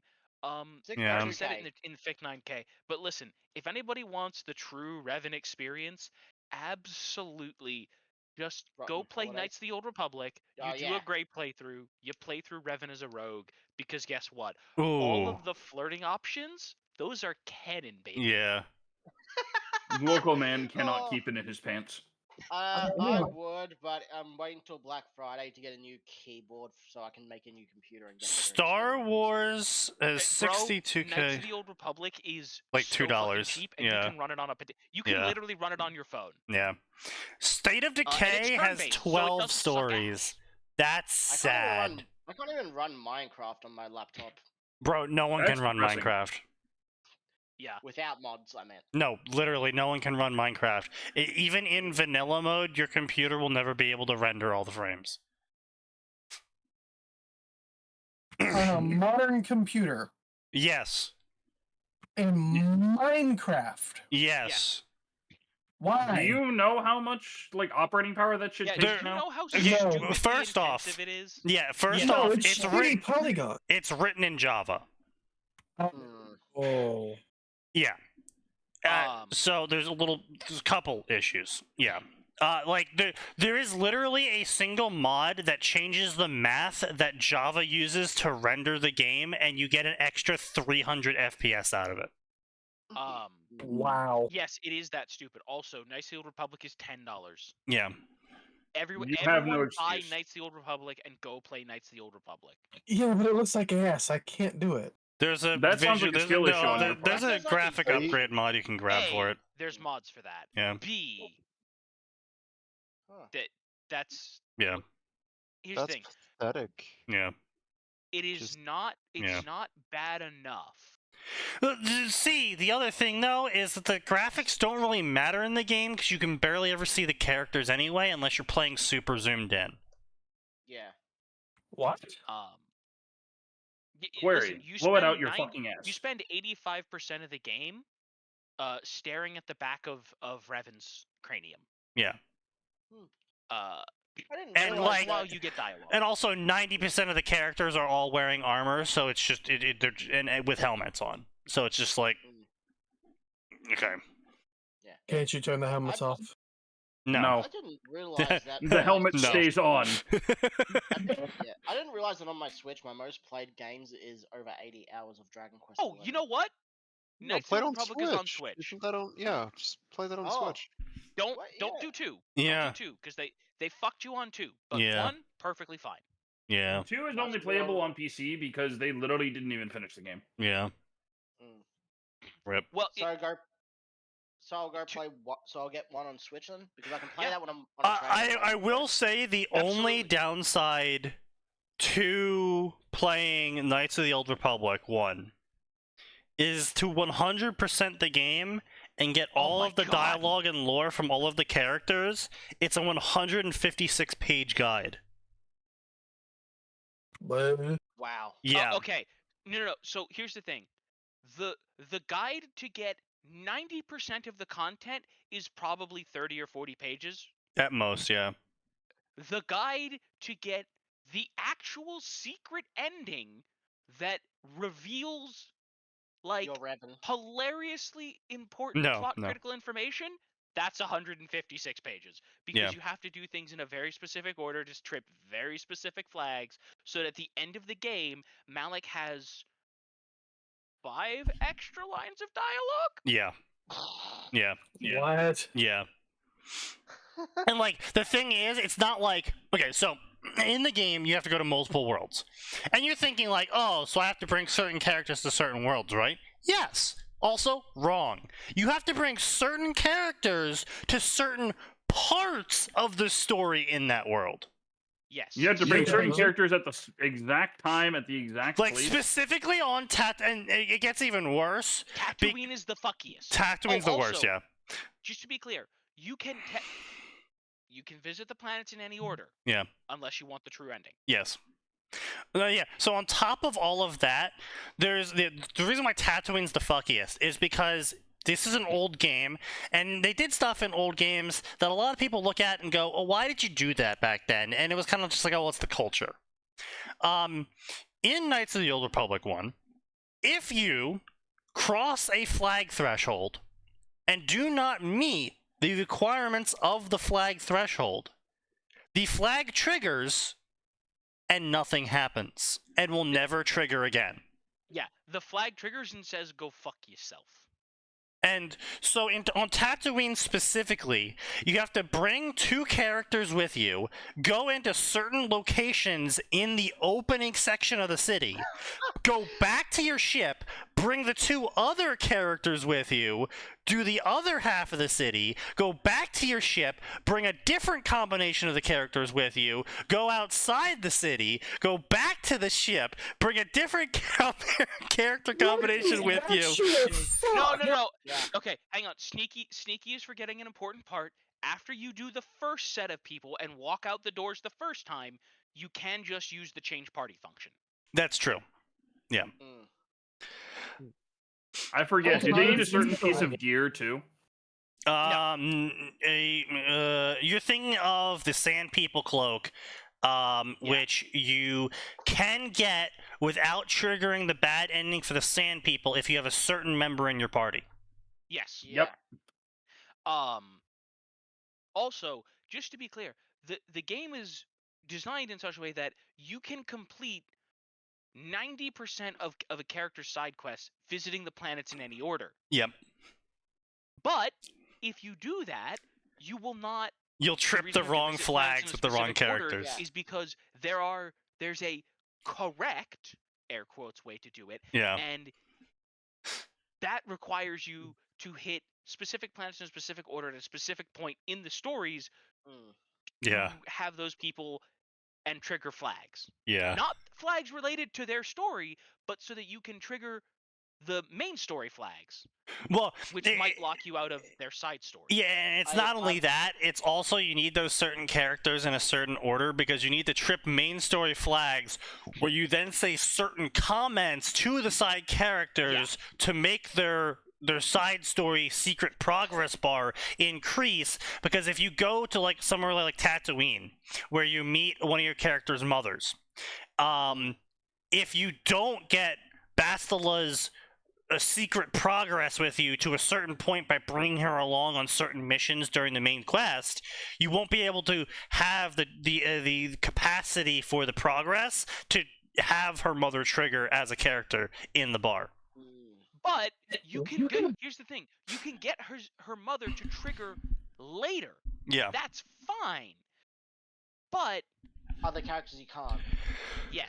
You know, with other characters you can't, and also if you miss that flag, then you can't miss another flag for her later on, and you have to But in order to hit that flag, it fucks over somebody else's thing. It's yeah, and then or you have to do some. There's oh god, what was it? If you were playing as Good or Gray, for one, if you missed an earlier flag with Bastila during the invasion arc on the Thebes, you have to steal all the relics and then lie about it so you get massive dark side points, so you can then have the proper conversation chain with Bastila to make her not go insane when she confronts you later on. Yeah. And then no. Remember, that part only applies if you want to smash Bastila. Who no, doesn't? but you have to do that if you miss the earlier flags Yes, with I know. her. I Yeah. know, because you have to smash, because smashing Bastila is part of the correct. You ending. literally fuck her out of being crazy. Nice. Nice. Also, No. I have No. It's so reason- much worse than that. It is so much worse than that. Malik turns her evil because he helps her realize she's a giant masochist. Yeah. And he does this by electrocuting her titties Yeah. repeatedly and relentlessly. Yeah. Oh. Oh no. Knows. How did you forget that when she No, strapped to the table? that was You more of a repressed that, you comment. didn't forget. That was more of a comment on the nature of that. I knew yes. about that. But yeah, that's also- the reason why it's 156 pages long. Yeah. Also, you could do just talking about all wanna the time she see- gets you know. No, Do you guys we're know talking how about the much precise KOTOR nature won? of exactly what you need to do. Do you guys know how much KOTOR 1 cost when I used my gold points for a discount? What I bet it's a penny. $0. Amazing. Yeah, great. I have no Listen, reason to that get is it. the best $0 you are gonna spend for Yeah. a long time. Well, I have no also, reason by not the to get it. way, the entire steps change whether you're playing male or female. Yup. Yeah. By the way, by the way, this is actually something really important to mention. BioWare's first gay relationship is in Knights of the Old Republic. Yep. Is it? Yep. And it's with a cat girl, baby. Yep. Yeah. Do what? Yep. Well, to be fair, it technically, according to the game industry, isn't bad as long as it's girls, I guess. Listen. First of all, if you don't want to bang Juhani, what's wrong with you? Many things, If apparently. If evil, why hot? She's not evil. She's not No, I evil. was talking about. She I was talking about starts Revan. evil. Oh, Revan's not evil either. Ah, No, Juhani doesn't start evil. She starts deluded, which shut the fuck up, knows. I And didn't Kaz. say shit. Fuck you. Okay, who is slurping? Aha. You were both Yeah, well, thinking why it. the fuck you saying? You. Why the fuck you saying that? I huh? was gonna say, hang on. Nose will say weird shit. Nose has proper mic etiquette. That's fair. Fuck you. Yeah, no, I'm looking at her now, and Juhani is not hot at all. That is just Okay, No, okay, but okay, she's no, you- evil, therefore hot. you have to reframe it in the mind of a 12-year-old, okay? This girl reminds me of my crush at school.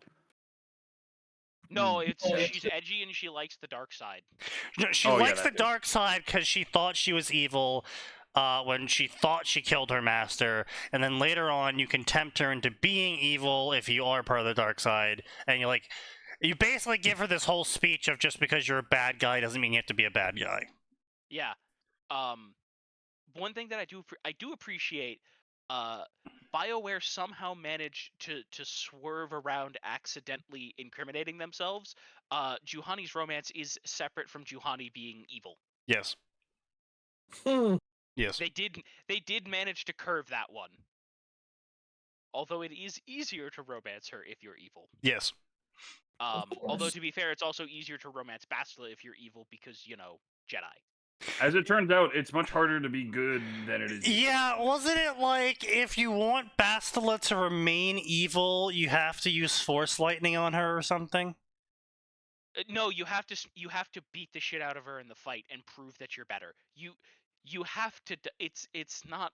It doesn't go quite as far as saying dominate Bastila, but you literally have to kick her ass repeatedly in the fight while the Starforge heals her and brings her Yeah. back to 100%, while you repeatedly stand there going, "How many more times is the Starforge gonna have to let me teach you this lesson, bitch?" Yeah, that's only if you failed to convince her on Thebes.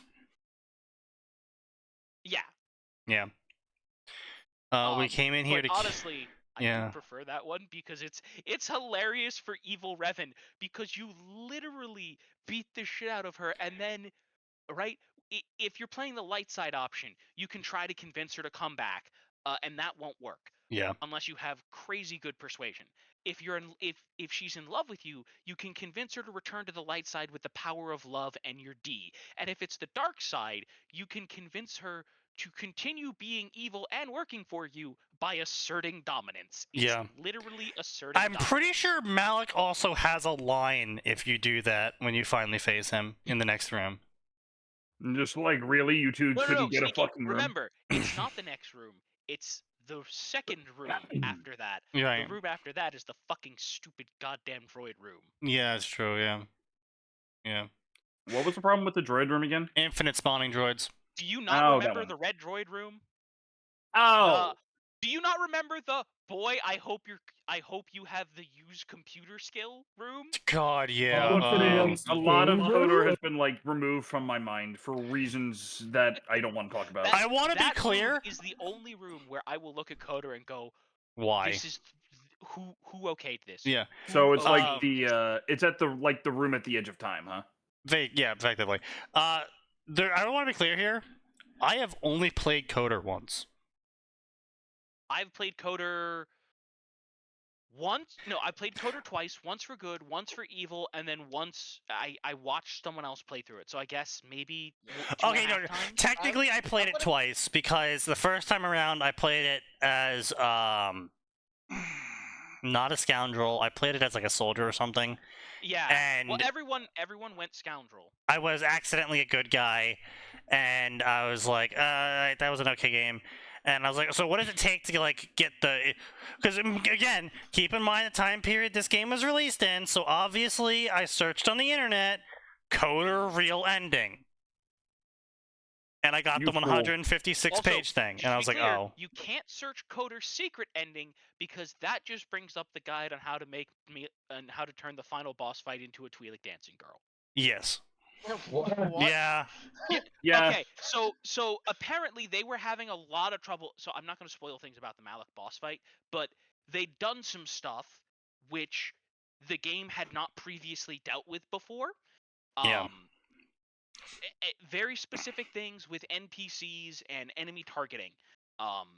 And they kept having to debug this boss fight. But there is, because it's a BioWare game and there's narrative, there's dialogue that you have to progress through before the boss fight. There's also dialogue at the end of the boss fight. And they got sick and tired of trying to kill Malak, of having to fight Malak. So they programmed it, because it was originally for the Xbox, that I think if you pressed like the white button and the black button, because this was before you had start and select, it was the white button, the black button, and I think if you held down both triggers for 3 seconds, you walk into the room with Malak. Malak walks down from his little pedestal that he's on, where he's gloating, looks at Revan. There's a poof of light. He turns into a Twi'lek dancing girl. yeah. Revan walks up. They do a horrible, awkward 2000 video game dance animation for about 30 seconds, and then the flash of light appears again, and smash cut to dead fucking Malak. Yeah.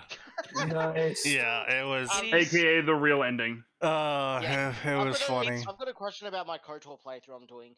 I've seen that you get extra like spells and stuff when you go through the Jedi Council area, because I've seen some people play the game.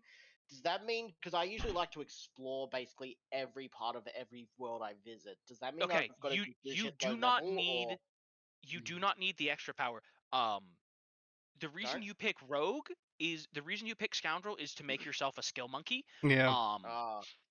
High and you get int all is your help. companions to do shit.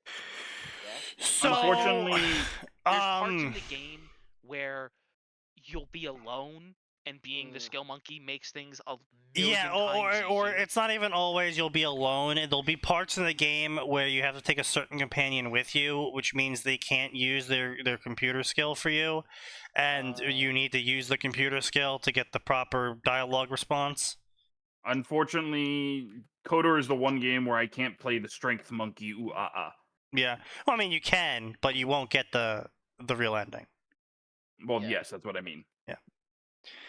Okay, so it's good to go Scoundrel and get like a lot of computer skills, and what else would I focus on? Basically, you turn all your companions into combat monkeys, and for your main character, you get use computer, lock picking, Yeah. Also, I want to be really stealth. clear. Wait, I can't wait to make a little Twilight girl into a killing machine. Oh, yes, yeah, you do. That's great. That's one of the best things you can do with unironically, Mission is one of the best murder hobos in the game. Yeah. But here's the thing. The reason you pick here's the thing. Scoundrel, it's going to start you with critical strike. Never level it again. Yep. Never. Nope. Starboard. If you level it up to maximum level, you lose it. Really? Yeah. So KOTOR's a little bugged. Well, no, it's not that you lose it. It's that it doesn't give you the bonus that it's supposed to. And here's the problem: the bonus that it does give you still isn't as good. The most broken. Here's the thing. It's really easy to make yourself into a combat fucking god. Yeah. Because here's what you do: you're gonna start as Scoundrel. When you eventually get the chance to be a Jedi Knight, you could be a counselor.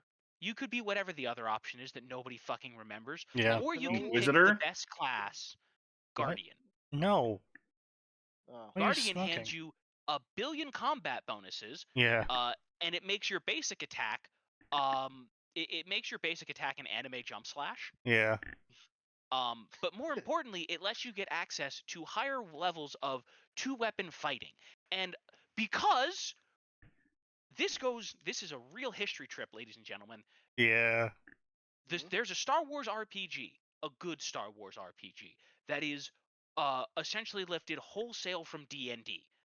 I mean, same stats, wholesale. nearly the same rules. It made by Wizards of the Coast. Just heard of that one.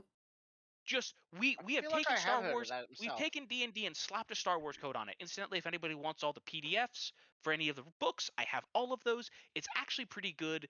I'd be glad to run it for people. Besides the point. Yes. Knights of the Old Republic was built off of that system. Yeah. And that goes all the way back to one of the biggest problems in D&D, which is action economy.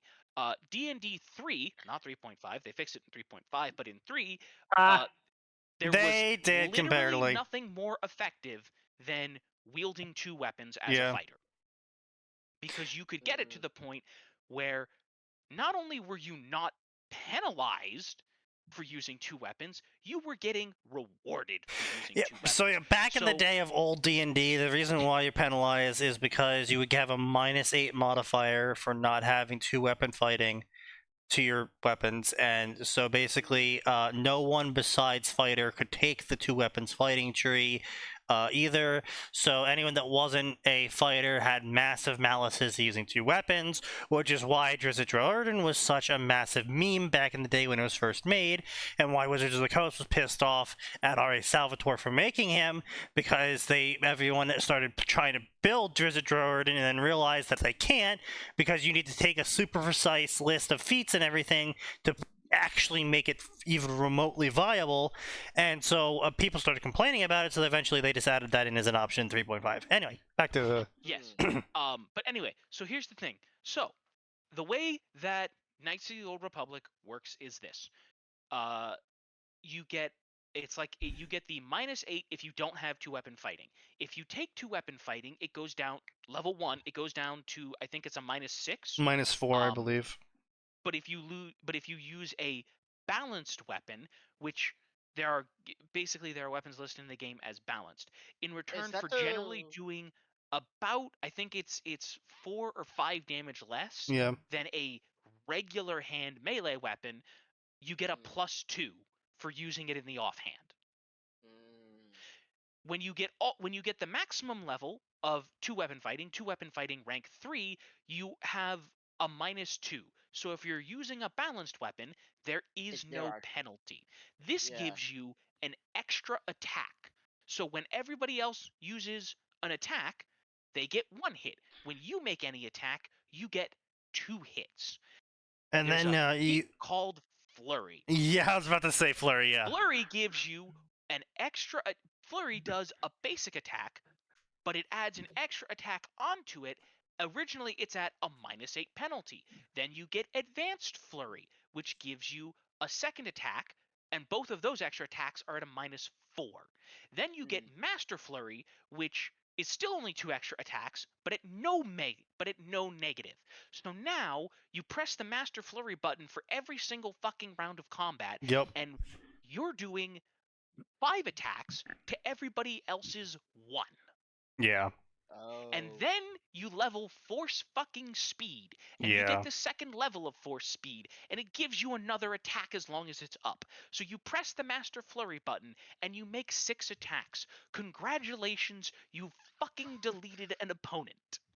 What about... It gets even worse because there is one balanced firearm in the game, and if you do was it Disintegrator and then the balanced pistol, you could do like 8 attacks because Yeah. one of them attacks twice and the other one... No. Because all of the range... This is something else that's crap about the game. Yeah, all the ranged range. weapons attack 3 times. Yeah, it would... The Oh my basic attack gosh. with a gun attacks 3 times. If you use Master Flurry, if you use Flurry, it's 4 times. Advanced Flurry, 5 times. Force Speed, for some reason, also affects your gun. So Yeah. you can get like 8 shots if you dual wield pistols. And there's one pistol called the Disruptor Pistol, which did a disproportionate amount of damage for being close range.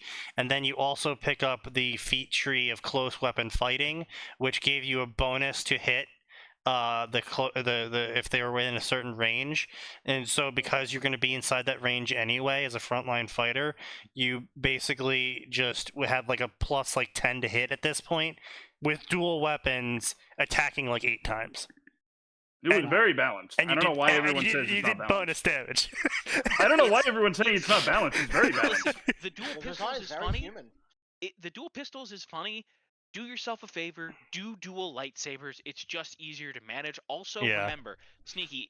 Since this poor bastard's gonna follow the 100% guide, Yeah, he's sure. going to get the good lightsaber crystals. Oh, true. Yeah, that's true. Yeah. Which will do more damage. Yeah. Wait, who said I'm following the guide? Us. Do it. Didn't you just say you were gonna do it? Yeah. I You said have I'm been gonna consigned. play, but You want the true Revan experience. Yeah. Oh, dude, Don't you want the real? Don't you want to be a real boy? Don't you want the full can Star someone- Wars experience? Does anyone have that guide? I'm gonna look for it. Total one. What do I look up? Game 100% game guide. FAQ 100% guide. Oh yes, that's right. We're going to drag you. That's right, Zoomer. We're going to drag you into the dark era. Are you ready for some Zoomer! ASCII art? Did you call me Zoomer, you son of a bitch? I'm 25. I know. You are a Uh, Zoomer. oh, You're you are a 25. Zoomer. You are a Zoomer. Gamer, you are a Zoomer. What if I'm 26 this year? 'Cause I You started are earlier. still a still a Zoomer. That's Little not how Zoomer, man. generations I, work. I, sir. I hate to break this to you, but Atin is barely not a Zoomer. And How according so? to some people, he is a Zoomer.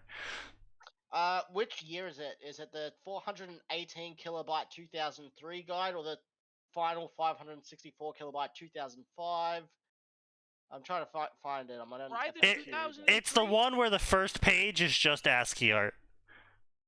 Do you have any idea how little that Yeah, narrows Sneaky, it down? come on. I still remember having to look up like a guide for Diamond and Pearl with that shit. Yeah! No, yeah, I know no, the guy no, you're talking bro. about too. All right, listen. I'm about to Black cause Sidewalker. everybody in the room psychic damage. Alright. Jorah's mask guide. Yes. Yep. Oh Yeah. god. Me trying to find out how the fuck to get the funny, cool, and fierce deity mask. Yep. Oh, that's easy. You collect all the other maps. Cardinal 1. I found Cardinal Yeah, 1 how the fuck complete do you think a walkthrough, 12-year-old's gonna figure that out?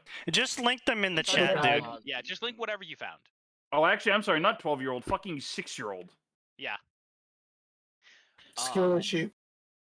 But I will say, here's the thing: the 100% guy, it's a little bit tedious, but you get so much content, and also you have so many fun options as Revan.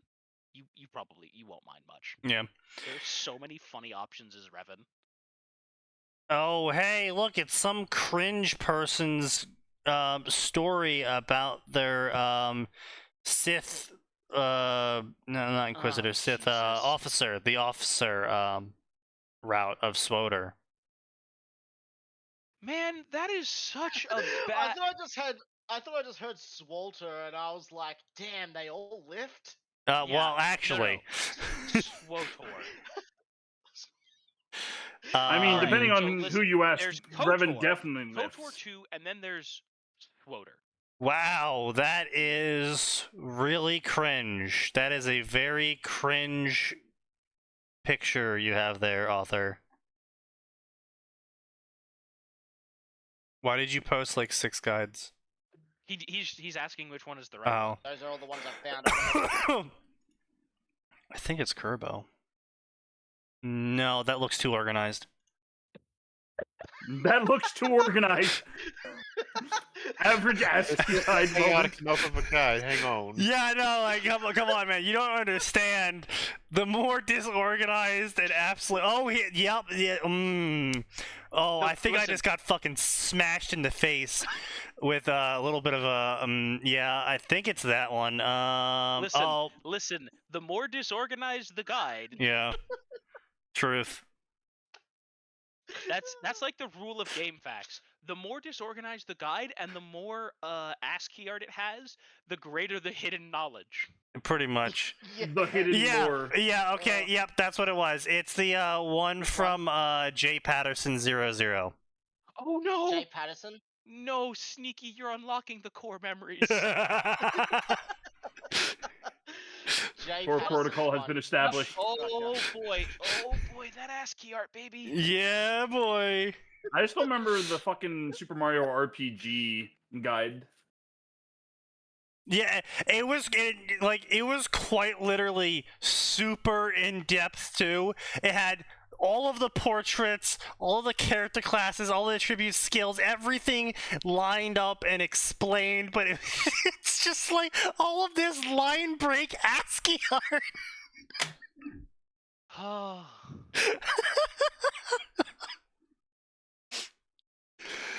Yeah. Oh man. Oh There's a man. guide on everything.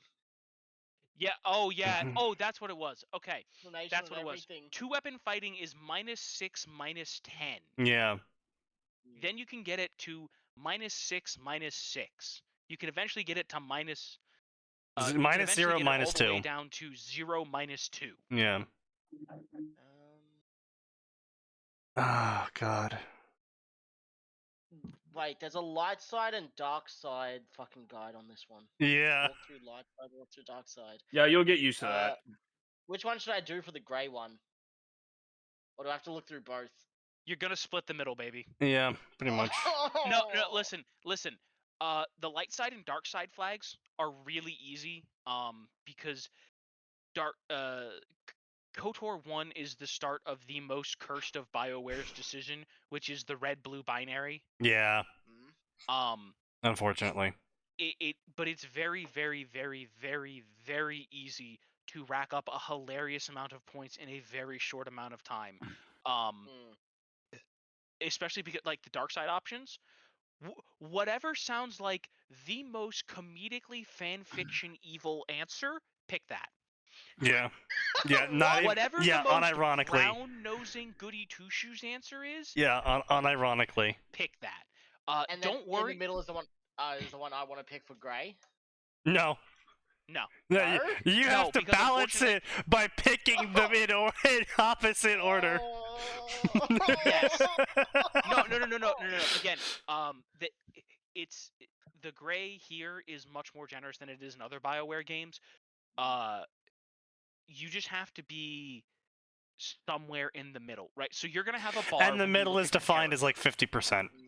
Yeah, you're gonna have a bar for your character, and as long as that bar doesn't go above the midline of blue or the midline of, or down below the midline of red, you're gray.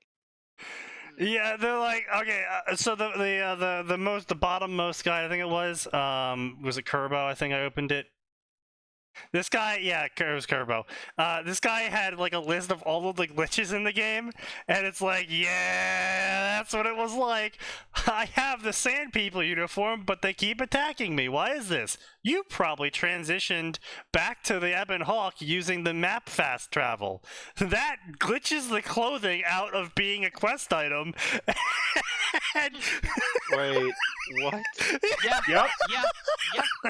The game was that scuffed. Yeah. Oh god, There I was- can't even imagine what line of code you'd have to figure out why Max, that happened. there is some ultra scuff in this game. Yeah. This game is more scuffed than Vampire the Masquerade Bloodlines. No. It's not that scuff. It runs. This is fair. It's not Hollywood sewers. I love Vampire the Masquerade, but Knights of the Old Republic actually runs. But yeah, no, don't worry. In order to be good Revan, you're basically going to flip between being you're essentially going to make Revan into a schizophrenic nut job. You're Yeah. going to vacillate between Also, never you have to taking be the word really money. careful because some of the options will be like you get 5 dark side points or 120 light side points, and it's like, Yeah, I was gonna fuck. say. What? But Yeah. it's a problem. But again, you can even it out very quickly by just picking comedically evil options. Yeah. Wait. I'm looking at these glitches from Kerbo or whatever's one. Yeah. You can get Bendak Star Killer's blaster again Yes. twice and Yep. get 200 more credits by Yep. not collecting the winnings from Twitch. Yes. Bendak's gun is I mean it won't quite carry you through to endgame, but if you're It's doing pretty a gun good. build, Yeah. it's an excellent gun. here's the thing: you don't actually need to get a second copy of Bendak's gun unless you want to sell it, because there's a whiny guy you get at the very beginning of the game. Karth, I can't stop whining Onassi. That is his Yeah. legal name. The Jedi Council changed it to that. Yeah, they did. Before that, he was known as Karth. I won't stop complaining about my wife, Onassi. Anyway, he gives you he starts with a pistol. It's his heirloom pistol from his now dead wife. It has the same stats as Bendak, so you can just take that off of him. Here we go. Other glitches. Dark side, light side, point glitch. Sometimes options you've chosen from previous campaigns will prevent you from getting points. Whoa, whoa. What? No, That's no. never going to affect you. That's never going to affect you. You're only doing the one run. Sometimes you can accidentally gain infinite dark side points. This game is very balanced. Also, don't ever worry about not having money. It doesn't matter. Because you're going to play Pazak. Yeah. Which, by the way, Pazak is required for the secret ending. Yeah. Because it is, and fuck you. I know you hate Pazak, but Okay, so you know how they say you shouldn't count cards? Count cards. It's time to do more importantly- math. Okay, so you know blackjack, right? Yeah. You're playing advanced blackjack. Okay. So I want you to imagine that Also Yu-Gi-Oh. you're playing blackjack. But instead of 21, it's 23. But you're not playing against the house. You're playing blackjack against the guy across the table from you. Yeah, you're actually just having a trying to duel. make him bust. Yeah, you're having a duel, but it's blackjack. That's the best way to explain it. Also, any card that doesn't have plus minus on it is fucking worthless. Yeah, you can also make some absolutely cracked decks because you get to customize your deck. And the best way to get the best deck is to play Pazak. It's like the Final Fantasy VIII fucking awful card game. You can gain infinite money or lose it all. No. Triple Triad is fucking good. I would not stand for that. It is not So triple triad. who just said triple No. triad is good? You. Me. Silence. Okay, so here's the thing. Unlike triple triad, this is perfectly comprehensible to a non-autistic Like, human. look at this. Like, to be a Jedi, like, look at this avatar picture. Like, that's a questionable choice. Yeah. What the hell? Is that the just author profile pic as well? I hope not. Yes. I request a restraining order. This thing must never be within 15 feet of my fucking eyes. Now, to be fair, the author is pretty based. I don't pretend to be a good writer. I don't pretend to have good stories. I write what I want to read. Fair enough. You know what, author? I'm gonna say this. The author gave sufficient and correct warning. Yes.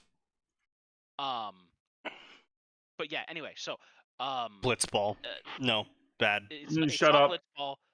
Anyway, Pazak will. The nice thing about Pazak is infinite money.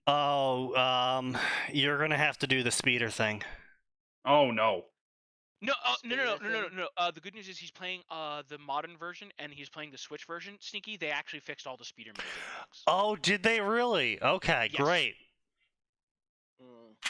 Including the hitboxes. They fixed the hitboxes. Oh, amazing. Fantastic. So it's actually, it turns out, when that minigame isn't fucking broken, it's actually kind of fun. Screaming internally as your fucking speeder goes, this is speed 0.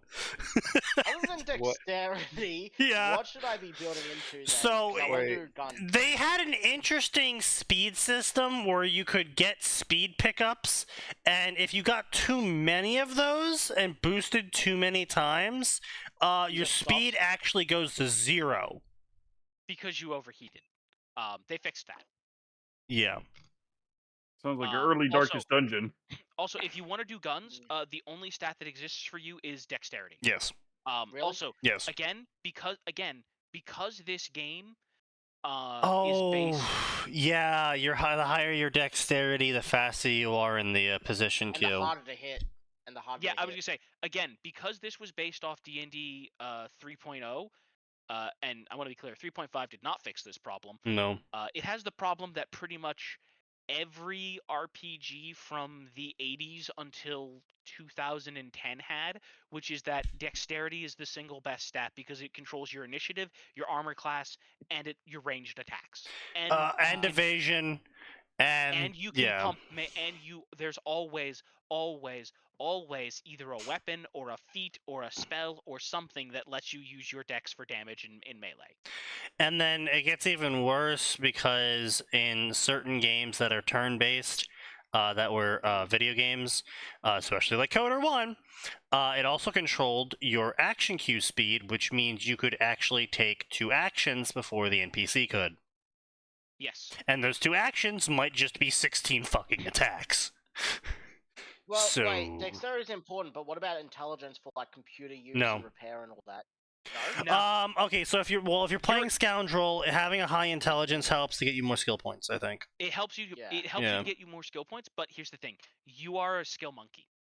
You will have infinite ranks in your skills. So you'll pretty much always have the maximum possible bonus. If you don't, there are plenty of things that can help you with it. Yeah. Honestly, if you wanted a secondary stat, and this is going to sound crazy, pump endurance. Because Yeah. endurance is what lets you use the implant packages. Yeah. And the implant Another common packages, problem. Yeah. the implant packages are fucking cracked. Yeah. One of them, I forget which one it is. What was the skill one? What was it, The Sneaky? one that gave you +5 to every skill roll. Yeah. Yeah. So basically, the ultimate the skill more, skill implant or something like so that. you Yeah. can have one implant at a time. The higher your Endurance. yeah, I was gonna say. Well, no, sort of. You have to have a certain level of endurance to actually level the stim. Yeah. Yeah. And some of them are things like give you 2 health regeneration in combat, a second. Yeah. A second. By the way, you can just run around in combat. Yeah. But yeah, it So was the. I know this is for the Xbox version, but did the Switch fix Critical Strike? That it I worked? don't know. The remake, did the remake fix it? I don't know, actually. I truly just don't know. Because wait, I might want to go melee. Strike only works with melee. Again, here's the thing. Pretty much whatever you want to do, you can crack the game wide open as long as you can. I'm gonna ask a really important question. Can you read? Oh, I don't know. No, Phil can read As though. long as you can read, you're gonna be able to crack the game wide open. Yeah. Purge. What happens when an Imperial conscript, quote, will stop at nothing to realize their true potential? V2. Oh dear. Here's the thing. We already had that book. It was shit. What was it? What was that fucking book? I never the read book that about one. the stormtroopers that told Allegiance. That was it. The book where a bunch of stormtroopers kill FBI agents and What? steal their ship. Oh, yeah, the Emperor's Hand. Yeah. Yes. Yeah. The ones who it's one of my favorite stories. They decide, you know what? This ISB, also known as the Feds in Star Wars for the Empire, is being really fucking shitty. And he's trying to get me killed. So I'm going to kill him. Then me and my friends are going to desert, and we're going to steal his ship. And then the Emperor's Hand, Mara Jade herself, is going to say, good job. He was a fucking dickbag. Work for me now. But we don't want to. Turns on lightsaber. Did I stutter? Yeah. You sure about that one, Chief? Star Wars crossover. Star Wars, The Watcher. I never got this chance to decide my fate, controlled by the dark side and committed atrocities that would shock anyone. What? That's not a fucking thought. That's not. Wait, are we committing atrocities? That's not a sentence. Controlled by dark side and committed atrocities that would shock anyone. Period. What? Eventually, I got a chance to escape, cursed by the Force, but it was still a chance. Now I keep the balance and watch the galaxy, featuring Anakin, Ahsoka, and Plagueis. Wow, this is stupid. And, yeah, I'm guessing they forgot to add OC, but... Who asked for this? Well, yes, but also, which of these three? Neither. I think the author forgot to put in OC. Yeah. I think the author forgot to include Sneaky. This person read a Marvel comic and thought Uatu the Watcher is cool. I want to be Uatu. Yep. Point of view Jericho. Oh dear. Yeah. Yep, it is an OC. Also, naming your OC Jericho, this better be about the walls of your shitty OC coming down. Yeah. Stargate Atlantis Revan. Ugh. Fates and destinies are changed when Revan, the greatest master of Jedi and Sith, is set on a new path by someone from his previous life. Okay, here's the problem with putting Revan in Stargate. Revan is in Stargate. Yeah. Yes. Stargate is solved. Yeah. Also, Revan conquers the galaxy. Leaving aside the fact that Revan Your has now PP90 conquered will the not galaxy help you. via Stargate. Well, actually, they will, but that's different. Leaving aside the fact that Revan has conquered the galaxy via Stargate, you got to remember, Revan wasn't just a murder hobo. He was a charismatic murder hobo. I mean, to be fair, he was literally the murder hobo. He was Murder Hobo Prime. The murder hobo that all other murder hobos are based on. I mean, Alex certainly believed it. Yeah.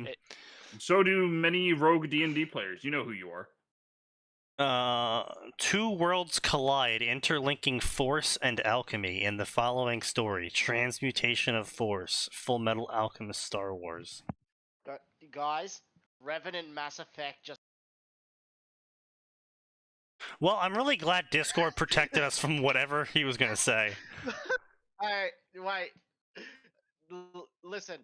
Star Wars and Mass Effect crossover. Revan recodes all the Reapers into HK-47. Just calls everything in the galaxy a meatbag. Yep. And can kill as much as he wants with an entire army. Well, he would have to do that one by one. Yeah. Because they would need to build the catalyst to activate the Catalyst AI, which was able to recode all the Reapers, but the Catalyst AI only activates when the Catalyst is built, and the Catalyst was only built because the Reapers were about to kill everyone. So... Damn, I was just hoping HK-47 could kill Batarians. It would be literally no different from a post-epilogue blue ending.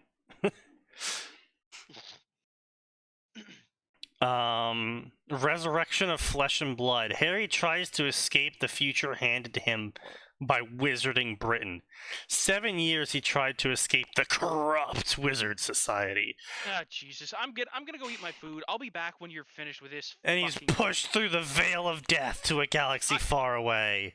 Will Harry be tangled in the machinations of a dead Night Sister?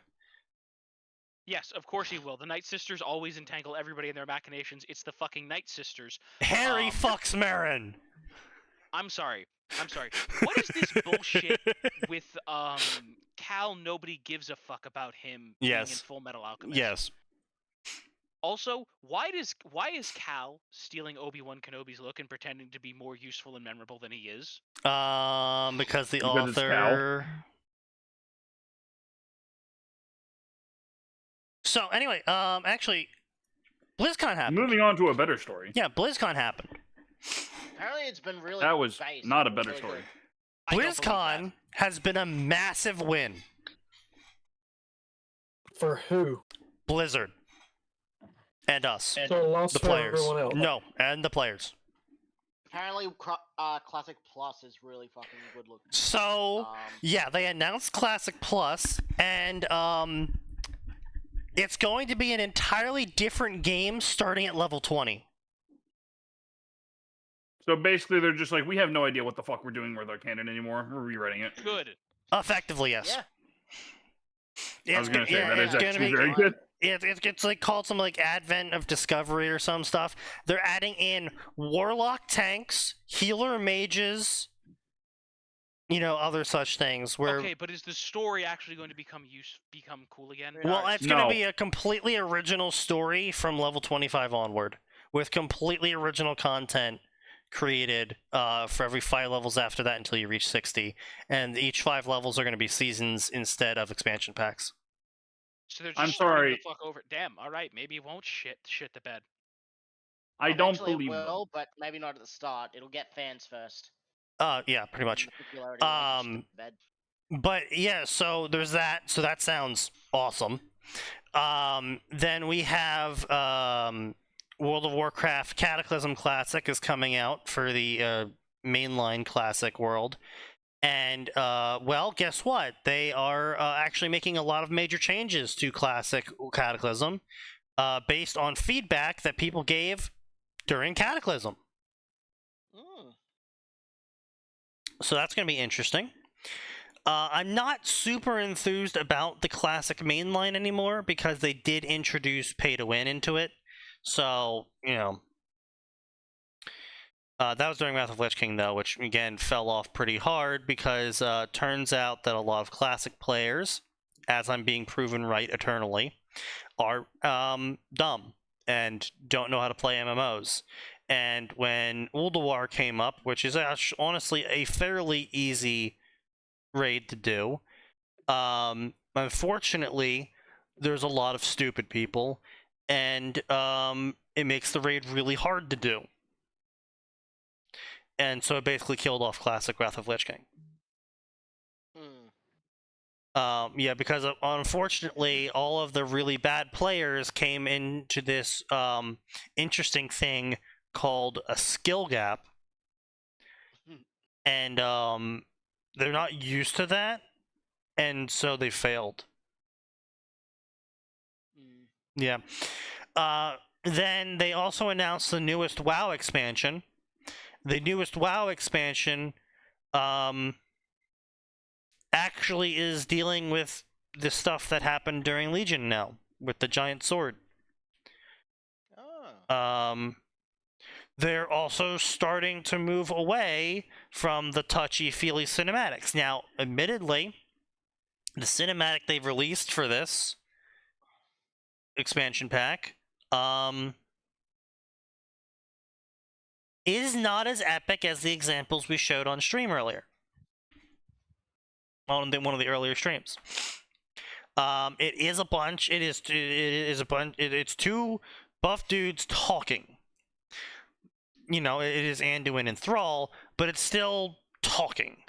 They're doing a lot of talking, and occasionally it flashes to some rainbow sphere pulsing, and it's a lot of talking and a lot more talking, and then they talk, and then they talk, and then the elf chick shows up in a different section of the world and is like, everyone sees the visions, but I see the darkness. Oh, and that's all that happens. So business as usual. Yeah, not super. Like, don't get me wrong, the cinematic was very high quality. And it wasn't a super touchy-feely cinematic, because basically, Thrall shows up and is like, alright, Anduin, it's time for you to get your shit together, we have a world to save. And Anduin's like, oh, you really came here to tell me to get my shit together? Really? I kind of had this whole dark backstory thing going on, and you're really going to come here and just say, get your shit together? And Thrall's like, yes. Let's go. Yes, get your shit together. Go. Can you stop being consumed by the darkness for 5 fucking seconds? So yes, it was less of a touchy-feely story, which I think is a massive improvement, but it's not quite on the level of giant sweaty dudes fighting each other. but we're getting a little bit closer. The new zones being introduced so far from just the view of it all, is it going to be? It's a little bit more grounded. It's a little bit less ooh fantastical. They're making their dynamic flight system from Dragonflight to be universal to all mounts now, so people can play whatever mount they want now with keeping the flight system, because the flight system was honestly the best part of the last expansion that just happened. And they also announced they have 2 more expansions before they wrap WoW up. Oh shit, it's over. It's actually over. We're finally free. Bullshit. And we also know that they internally call up to Cataclysm WoW version 1. They call Missa Pandaria up to up to Dragon whatever. Missa Pandaria to Dragonflight or Dragonflight. Up to Dragonflight is WoW v2, and this new saga they're starting called the World Soul Saga. These 3 expansion packs are called WoW v3, so I can only assume that internally they're trying to actually wrap the game up so they can actually move on to WoW 2 effectively and get out of the old ass engine they're currently stuck in. Yeah, that'd be nice. Yeah, it would be nice. I would like to, honestly, I would like to see more actual cinematics for the MMO. Not a super big fan of these in-game cinematics using the crappy models. Now, admittedly, they have gotten a lot better, but I think for the really big, impactful moments, the crappy models are still crappy enough to make the really big, impactful moments of you're supposed to feel something during this moment kind of lame. Because again, it's like that whole thing of like Thrall in game is like, all right, I guess. Thrall in the cinematic is like, yes, that is indeed what a giant ripped orc looks like. Yes. Like it's honestly genuinely go watch the cinematic. I posted it in the other chat. I'll post it here, I guess. Genuinely, actually, very well, good looking, and not awful dialogue. Let's see. They announced Overwatch 2. They announced a new hero. The new hero isn't diverse. He's literally a Hawaiian with 2 miniguns. He's a giant, buff, sweaty Hawaiian with 2 miniguns. He also has metal nipples for some reason. What? Maui from Moana? Yes, actually. Yes, actually. It is, in fact, The Rock.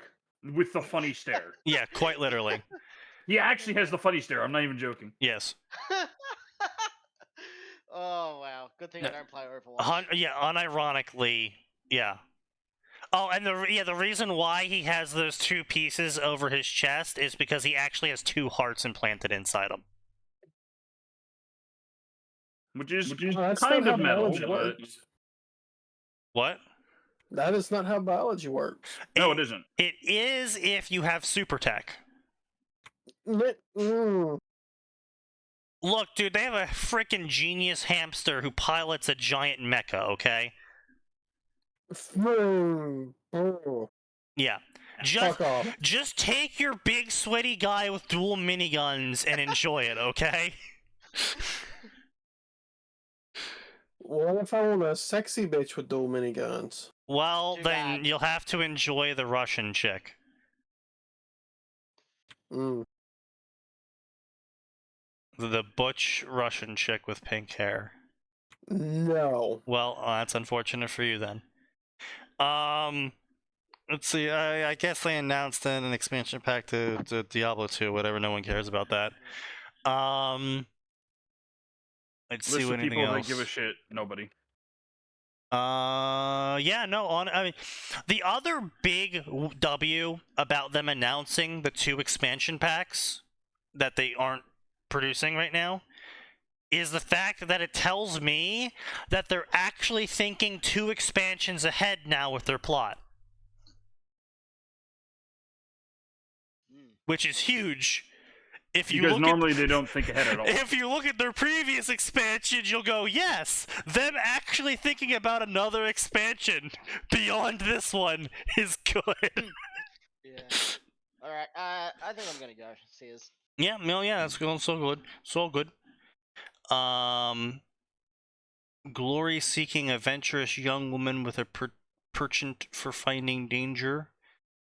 She joins a horde raiding guild. Oh, it's the cringiest shit ever. They're trying to realism game mechanics based off of them playing WoW. That's Yes, not a realistic mistake. WoW players, the worst kind of people. I mean, like, don't get me wrong. We added guilds in Undying Scarab, but we added them in the same way that Blackwatch operates. Or was it like a Blackwater? Blackwater, my bad. Sorry, Blackwater. The Warnots group or whatever they're called. So private Wagner. military company. Yeah, guilds are effectively privatized adventurers who usually stick to their faction. In our story, who usually stick to their faction in terms of who they fight for in the various war fronts. But, they're still mercenaries. Yeah, they're still mercenaries, and yeah, you can still buy them off no matter what faction it is, depending on how close their ties are to that faction's military. Some of them are just Wagner Group, and where it's literally just the Alliance, but it's air quotes Alliance, guys. Trust us. Yeah, no, they're literally just an expansion of the Alliance military. Yeah, has changed. Yeah. Or you can have like a full-on, like, sort of, everyone's in this guild, and they'll fight for anyone who the price is high enough.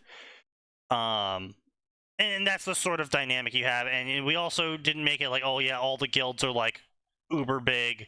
It's like, yeah, this is a guild, but it's actually just like 10 friends who got together who wanted to, go off on an adventure in the world. And not everyone's max level, air quotes.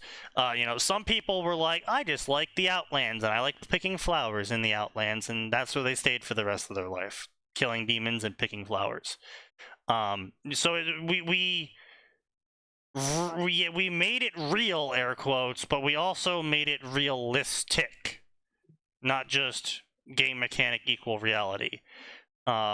So, we had people who were like, oh yeah, my job, I like exploring, I like scouting ahead. I'll bring that information back to the crafting group, who is going to study the materials I found, and then we'll create armor and weapons out of it, and and potions out of it, and food out of it.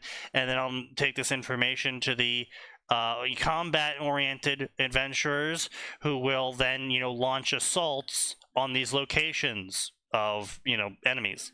And no, of course, no respawns or anything, but it's like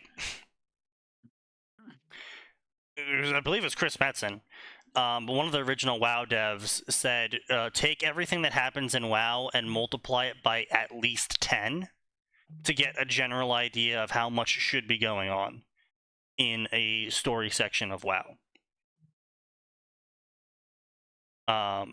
So, using that as a metric, we basically based everything. We based army size and organizational level off of Roman army, and we thought that was a fair compromise. But yeah, like, there's ways to include shit like guilds and whatnot into the world. This is the most cringe way, because they talk about their adventures and trials into becoming an officer of the guild, which is specifically a game term, unless you're a very military-oriented guild, because there would be guilds that are just like 10, 15 people, and you wouldn't need an officer. You just have the friend that keeps everyone together, and then everyone else kind of just does their thing, and they all get together to do whatever. Registering as a PMC back in the day didn't really take much. To register as a PMC, you used to have literally just a piece of paper saying I'm a PNC. Now you need paperwork. I mean, like, to be fair, like back in the day of medieval Europe, you didn't even need a piece of paper, because half the time the people in your PMC couldn't read, because you're all peasants. and you just wore some colors that made you look fancy if you're a Landsknecht, and that's Excuse you, you will treat their name with respect. I did. Good. And you just kind of went around and you asked the local lord if they had any problems and if they would pay you to fix them. And sometimes that included a lot of peasant rebellions. Yeah, there's a lot of peasant rebellions. Occasionally, in later era, I would say occasionally in later era, they caused the peasant rebellions and then went to another noble and said, "We'll fix the peasant rebellions. Pay us." Oh, those wacky that's, gems. that's a pretty good racket in an era where communication was difficult. Yeah, it was such a good racket. It actually got to the point where the Landsknecht disorganized forces began running just open rackets and forcing governments to bow to their whims because they had so many members, part of their PMC, that they could just bully governments into paying for things. And then they also unionized at one point. Yeah, Undying Scarab might genuinely return because this latest WoW news has actually got me excited for WoW again. It's been 6 years. Good job, Blizzard. You Very did it. excited. But will it get Gray excited? I think Gray just likes writing. All right, fair enough. But yeah. So I mean, we covered a decent amount. So Nerubian's Journey, Warcraft SI, actually decent story. I stopped following it around chapter 40, however, because he took forever to get anywhere with anything. And then around chapter 40, he started also including like a bunch of other POVs. So kind of really slowed down. But yeah. So gentlemen, come back on Tuesday because there is always more, and it always gets worse.